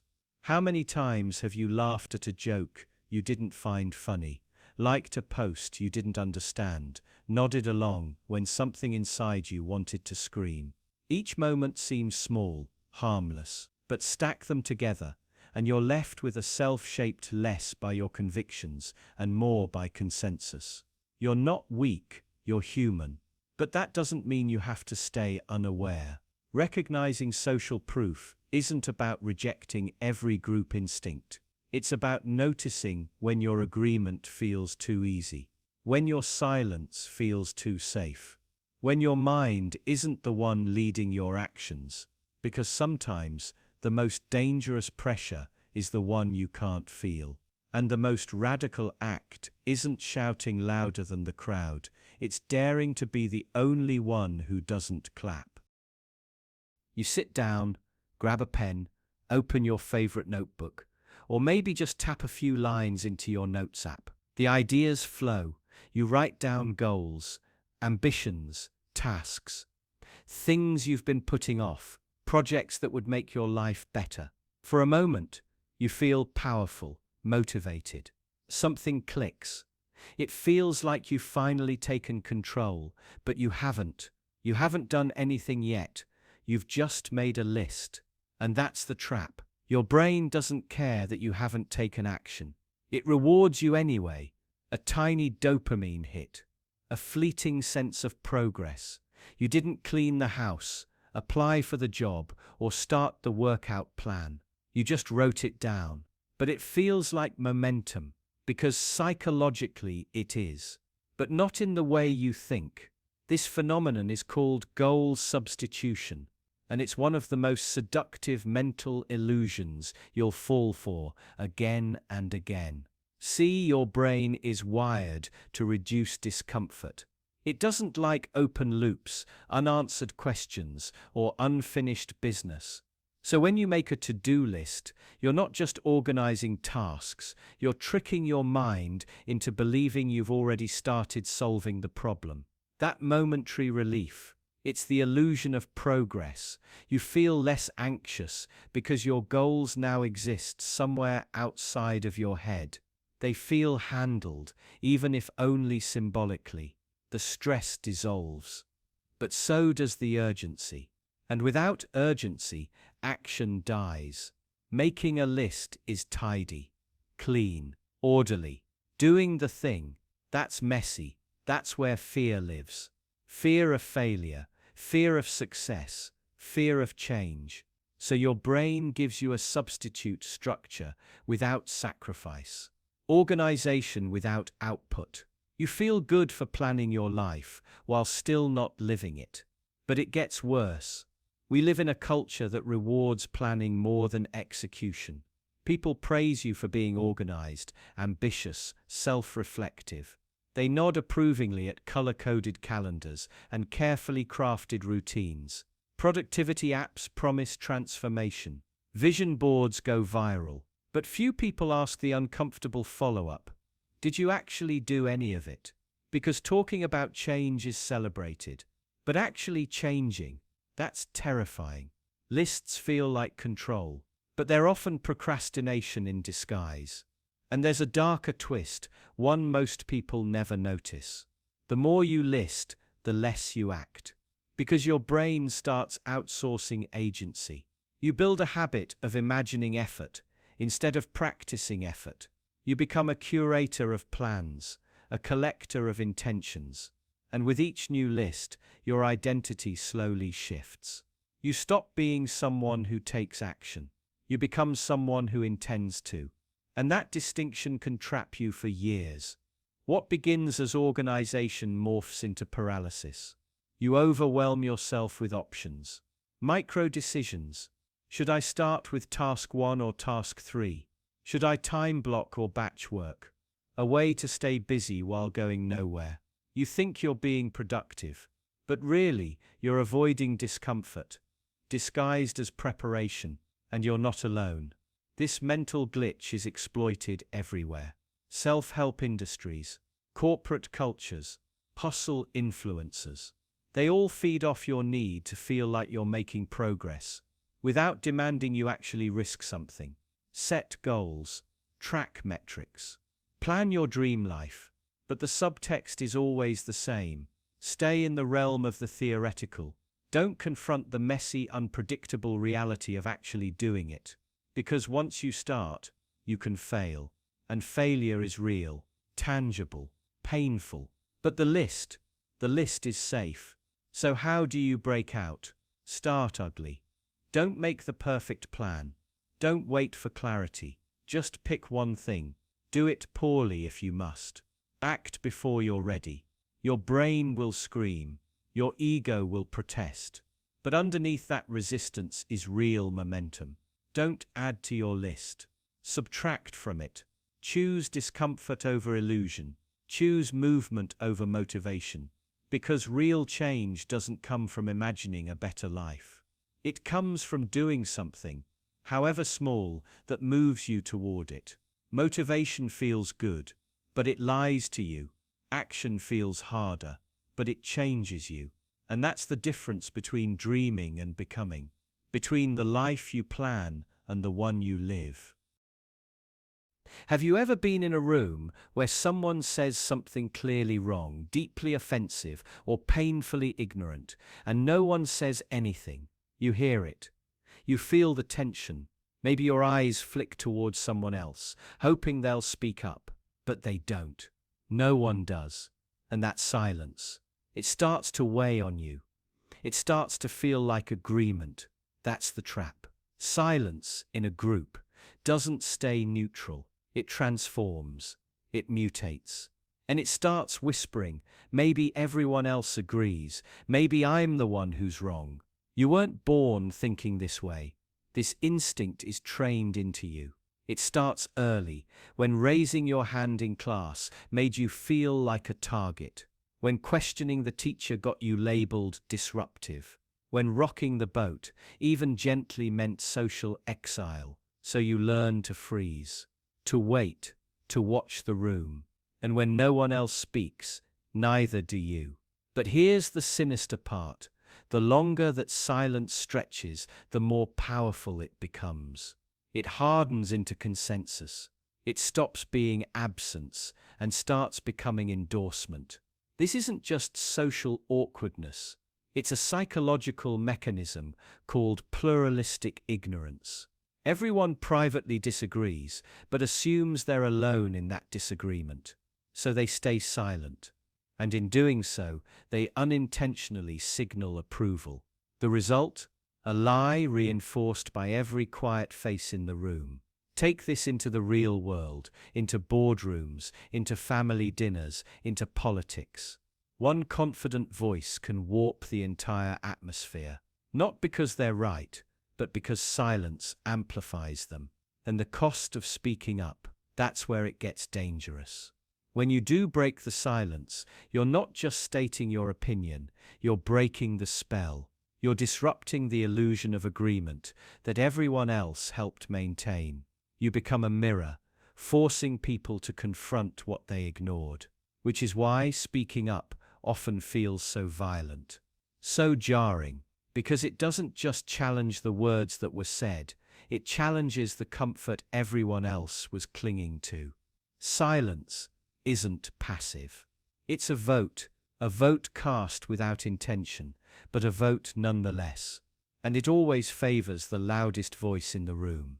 Now think about history.